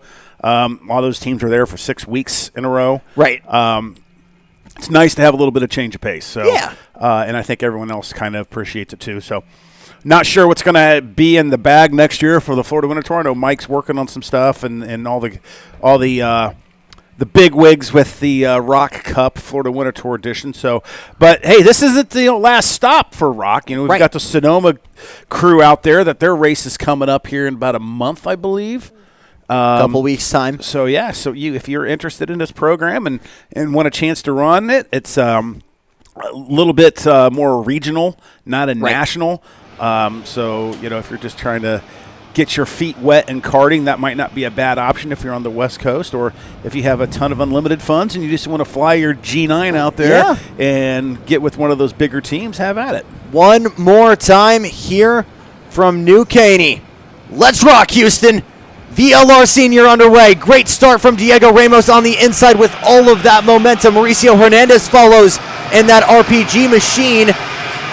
And one of the Orsilon carts in lockstep as well. Oliver Marak, I believe, in the 994. Yeah, there's not much to talk about with championship points here. Ramos has pretty much got him locked up since Caden McQueen did not make the trip down here. So it would actually have to be Garzon would have to win, and Ramos has to almost get a DNF. So I don't see that happening. Ramos has been pretty dominant and up front every single race that we've had all weekend long. So obviously he's continuing that form right now as he crosses the stripes to get that clock going and to start our official first lap, I believe. 17 minutes of racing ahead of us. Ramos leads Hernandez, leads Garzon, leads Mrak, Gassiot Lee, Somvai, and Boss Patel. Such a sick name, Boss Patel. Yeah. Are you kidding me? Big dive to Late the inside move there. by- 950 of Garzon clears Mauricio Hernandez. Well, we got a slow car there. I don't know what happened. Try and keep you guys updated as that goes on. And to shocker of nobody, the 913 of Diego Ramos turns on the afterburners and is separating as Oliver Mrak tries to get to work on Seabass. Might see a dive here into the hairpin. Yes, we do. Big move there from the 917 of Mauricio Hernandez as he leads the best of the rest here. Penalty, though, for our investigation for that move, I believe, for Mari Hernandez. Big moves further back here. Bumper to bumper is third, fourth, and fifth. A little bit of a look from the inside. That's the Nash cart. That's the 34 of Chase Gassiot Lee. And he got it. And some more Very backs and forths here. Great braking technique by him on there. Didn't get the cart too sideways. Able to get it in a little bit later on the binders, but made that pass work. Oliver Mrak leading now. Mauricio Hernandez. Biggest mover so far, up 4 positions. Jordan DeLeo, Boss Patel down 2. Felipe Aguilar with a monster loss here, down 7 positions after starting 10th. Big kerfuffle further back. Back to ROK Multicam here to end our day. Once again for Jason Larea, creative alongside Brandon Hacker. I'm Jackson Lambros alongside Jason Ewer. So glad you can join us for the final heat after a long but exciting weekend of Florida Winter Tour racing. All comes down to the VLR Senior Final. Fastest lap, Jordan DeLeo doing a 54.99 last time by. Leader 55.04, Diego Ramos. 4-car freight train here, tailed by Garzon. It's Gassiot Lee, Hernandez, and Mrak up front. Everybody battling for the podium. Bit of a dive from the inside from the Nash cart of Gassiot Lee, side by side with Mari Hernandez, or that's Garzon, excuse me, in the Orsilon machine. Clears him to the inside, but a dive back from the 934, getting aggressive. This gives an opportunity to, I want to say that's the Racing Edge cart. 994, Oliver Mrak on the move. Ramos with the fastest lap, now 54.69. It's a 55.05 from Mauricio Hernandez behind as everybody's holding each other off, and back and forth we go behind the leader.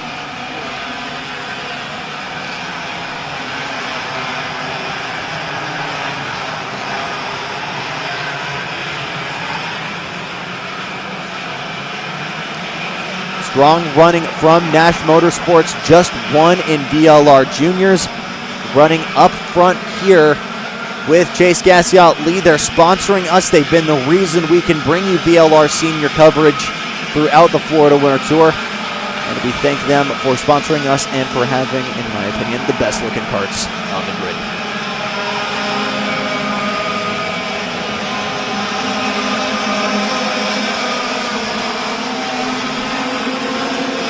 Ramos with another fastest lap, 54.59. It's a 55.15 from Mauricio Hernandez.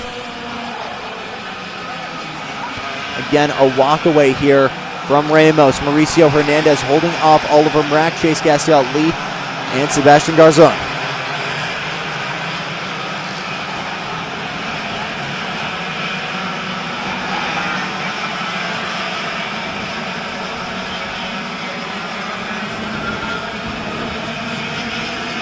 I swear to God, kids these generations always on their phone, you know? I know. Trying to enjoy a race I'm here. sitting there looking at whatever the worst case scenario could be for Ramos. I know. And that was possible, and we still don't know what that could be for the juniors, but it felt like if anything could happen, it did happen last time by. Yeah, you're right. Almost, yeah. But, I mean, these kids have 11 minutes to go still. Plenty of racing left, but they're all kind of just filed in and settled in, all understanding it's a long race. It's nothing new to them. This is common for them to do every race. This isn't any longer than what they're used to running at any other national race. So they understand, push hard at the beginning, settle in the middle, push hard at the end. Hernandez, Mrak, then CGL. Mrak to the inside of Mauricio Hernandez, shuts the door on him, and a done deal to get Mrak up into second. And up there as if to say thank you. Here's the fire back as Hernandez chucks it up the inside. Not entirely a done deal as Mrak swings back, has the momentum with the over-under side by side across the stripe. It's another fastest lap for Diego Ramos, and it's a second place for now for Mauricio Hernandez. Some great stuff between these two. Yeah, and hats off to Mrak for coming, to a. I don't know if he's ever run the VLR engine package before or not, but Hernandez to the inside, back and forth we go. Mrak. To the inside! Almost a flip from Oliver Mrak, keeps it running, and the second time today we've seen big air. There's a nose right there. That'll be whose nose is that? That's a meatball flag right there. Is that is the nose pushed down enough for you, good sir? Oh, there's a nose sitting over there in turn 5. Yeah, that's pretty pushed down, I think. Yeah, there it is. As we're getting a look, it's the RPG one of, I believe, Mauricio Hernandez. That's exactly who it is.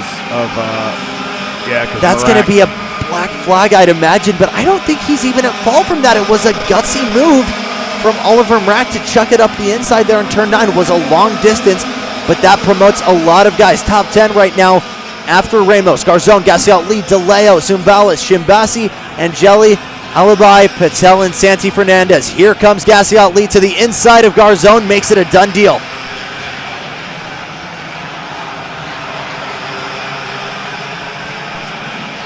Oh, here comes the 79 that's now. Hernandez, 917 Hernandez doesn't have the front.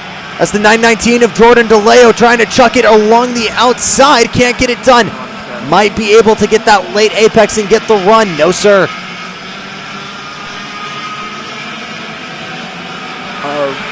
Meatball for the 917. Yeah. As hopefully we can get a sad for camera on Hernandez there in that RPG team cart, but you can.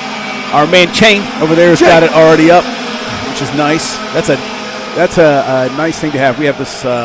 Not all race organizations runs the Pixel Light system, but Pixel Light system has really advanced the safety on track a lot by allowing big dive to the inside here. Garzon gets by Jordan DeLeo, and back and forth we go. Yeah, so it just allows us to not have so many people on track for safety reasons and use technology and light systems to be able to have local yellows and flat and corners and things like that. So, one of the new technology things, technological advances in karting. DeLeo to the outside, trying to find a way back through Sebastian Garzon. Outside once again, might have a dive to the inside in the hairpin. Tries the outside, maybe gets the over-under, leaves the door open, but the long way around won't work across the stripe. Yeah, this is definitely the closest battle that we have on track. I mean, Diego Ramos is an island on his own out there with the victory, with the championship points as well. So he will be going to Vegas on the ROK Cup dime. Congrats to that team and that PSL. Garzon leads everybody in this group of 3 to the middle of the track. Here come the binders. And now, who is this joining the scene? If he keeps defending like that, you're going to get Shimbazi, Alibi, and Jelly. That second group from 5th on down is going to going to catch that group right there. So, Would you call that bumper push down? which one? Garzon? The one that is off the top. No. That's pushed fairly down, I would say. Now I'm trying to see what on this lead group cars here to see if it's anybody that looks like a push down bumper. I believe that's the 956 of Joshua Sumvalis. Everything looks okay. I don't see Entering the anything. chat, 5-car kerfuffle now, led by Sebastian Garzon. Yep, Sumvalis gets by Rahim Abai. And here comes Sandy Fernandez in that 8. Gassiot Lee up ahead in no man's land. Garzon leading them all to the middle of the track. DeLeo and Chimbashi respond in suit. Big slide there as DeLeo clears him and leads this pack, but everybody being reshuffled. Yeah, and everyone's now one big group again, exactly how I said it was going to happen. So look at that. Now you have a group of, all the way down to 14th. So you have 3rd to 14th all gathered together now, which makes for great racing, great commentating for us. I don't have to be on my phone. Exactly. Great moves from Jordan DeLeo, up 7 positions. Rahim Abai up 10, our 2 biggest movers thus far, all within the top 10. Some great moves here in the mid-pack, still plenty to go as we're just getting to 6 minutes on the clock. This is the 984 Quinton Angeli under fire. DeLeo still holding off Garzon. Those two have kind of broken away a little bit here from the furball behind. This is some awesome stuff. DeLeo to the inside, Garzon outside.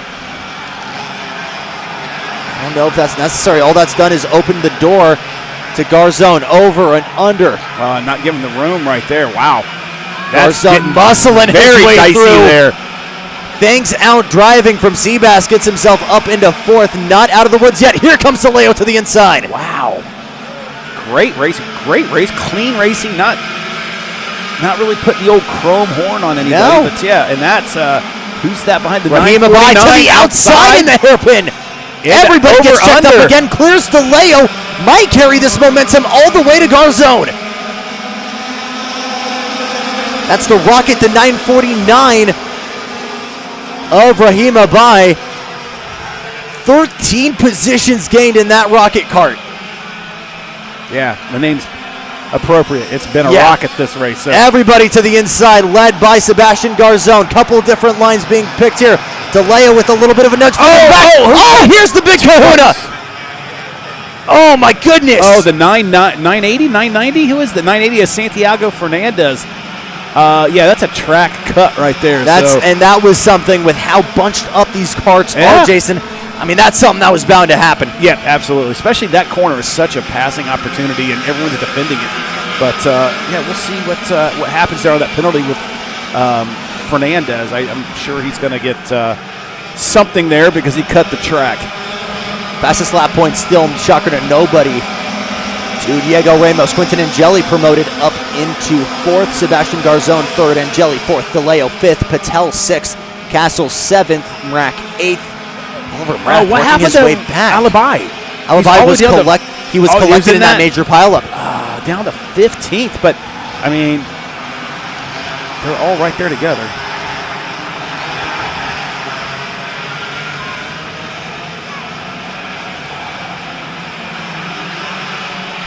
Before we see the checkered flag at the final time, I want to say a thank you to AW427 and Preston Fisher, who have been our chat veterans, who have been keeping us company in the booth all weekend long. We appreciate you, and I especially appreciate you for putting up with my insanely dumb calls. DeLeo looks to the inside of Quinton Angeli, and will clear him.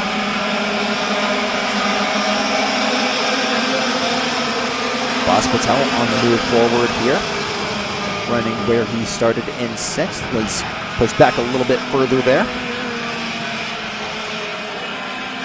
3 minutes on the clock. Garzon has broken away. DeLeo holding everybody else up. Here comes Quinton Angeli to the inside. Can't get it done. Another rocket racing chassis right there. Just under 3 minutes to go, plus the 2.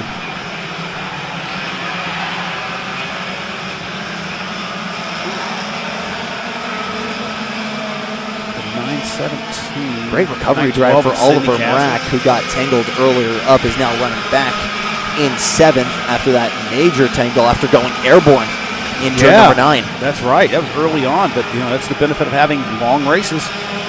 able to make those recovery drives. Yep. Spread out at the front of the field. Podium basically set here, barring some major accidents or mistakes going on here. But Jordan DeLeo and the rest of the field still very much going at it. It's a good little battle right here. What position are we looking for? Is this? But it's, so we're looking at Angeli, Marak, and Patel here. Yep. Patel gets checked up. A little bit of a hand sign there from the 51. A little bit of contact. I mean, to the outside of the 84, the 94 of Marak. He has such a lead. No, it's unreal. Yeah, I mean, he's going onto the back straightaway right now. And Gassio lead just got on the back. He's got a full straightaway lead. Yeah, 750 foot.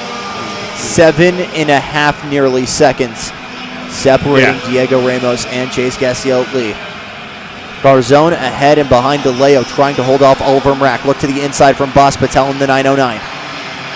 Gets it done here, but a little bit of an opportunity for a switchback. Can't get it done. Yeah, and Jelly looked over and you could see him shake his head. He's like, oh, okay. Because I should have defended. Yeah. What I also love about karting compared to normal racing, you get so much personality from these guys, normal right? racing. Just Okay, I know, compared to the big kart racing. Yeah, big cars. Big yes. cars. Yes. It's what now? So much personality. You can see the hand gestures, the head shaking. There's so much more emotion you're able to see, but like from these guys. Yeah, because they're not in that closed cockpit. Exactly. Not in a closed cockpit, not in a tight cockpit. All right, yeah, it looks like we got a little bit of a replay of the incident that we saw earlier as we're letting this race wind itself down. We'll go to that here right now. So look to the inside here. This is Marak and Mari Hernandez. Slid a little bit too much. Oh my goodness, nearly a flip there, and you can see that bumper fly away. Yeah, that was great. Hey, congrats to our crew for giving us a Instant replay. There we go. I mean, it took 10 minutes, but we got Hard it. to call it instant, but we got ourselves a replay. A replay. I'm just happy to have a replay. But anyway, our producers and JB all do such an amazing job. It makes our job so much easier. So, yeah, it's been awesome. So we've got this wrapping down. We'll throw the thank yous out while I'm here. Thank you for DJ Clark for giving me the opportunity to be in this booth. Thank you so much to Jason Larea and Brandon Hacker for having me here. I've genuinely had the time of my life in this booth, and I've been screaming so much you guys can hear my voice going from how much I've been screaming up here, but it has been awesome. Watching the battle, believe from one of the Orsalon carts in the 917, 919 of Jordan DeLeo. That's Marak and DeLeo, right? I believe. And that's Marak right there. So that's that group right here from four. Major freight train. Or, yeah, Boss Patel's in there, Shimbaji's in there. It's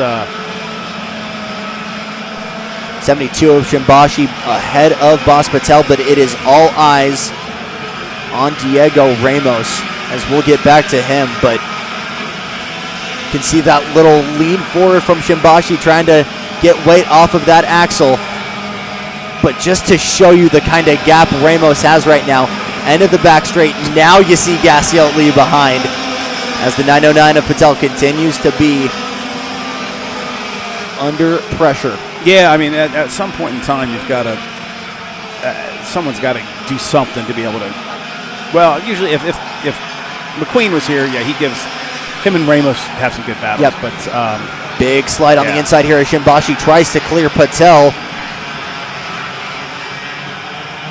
Back and forth here, inside. Dive on the move inside right there. That's Sydney Castles. Yes.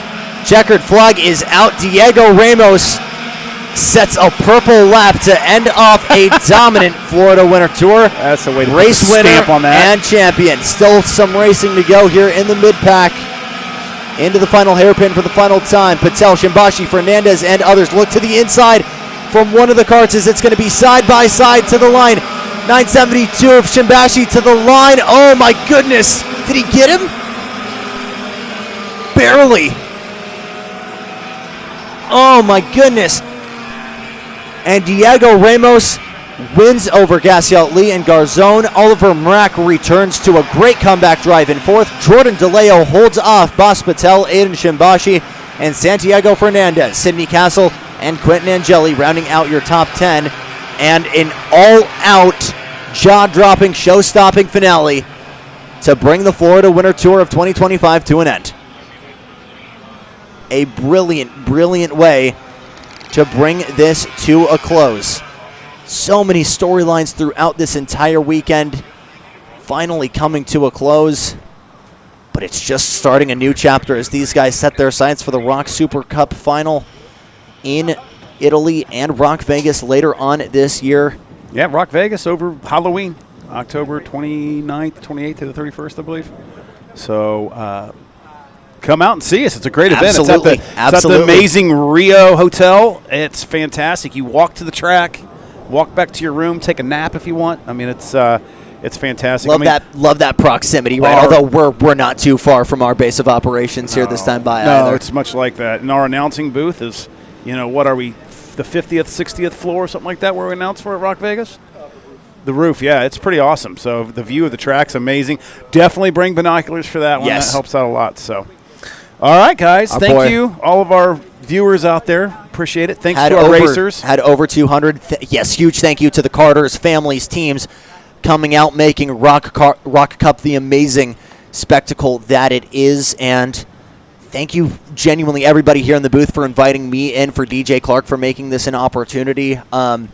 You always remember your first, and Speedsportz ROK Cup is always going to have a special place in my heart as the first place I've been able to be in the booth. So I appreciate it. Your thoughts after a exciting weekend of racing here in Texas? Yeah, I mean, I think the fields weren't big, but they were action-packed. We had some great racing, some great back and forth, great track. Hopefully we can come back again and do another event over here next year. But hats off to Alan Rudolph. Thank you, everybody here at Speedsportz, for being so accommodating for us and just polite, and everybody in Texas, basically.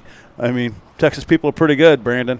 You got the okay with me. But Jackson, amazing job for your first time really kind of doing this live kind of stuff. So, yeah, hopefully we'll be able to do this again, and probably Vegas. Thank you for putting up with me for the past 48 hours. Let's do it again sometimes. Hey, let's land this plane. For Jordan Larea Productions and our producer, Brandon Hacker, alongside Jason Ewers, I'm Jackson Lambros saying, let your passion fuel you, and so long from Houston.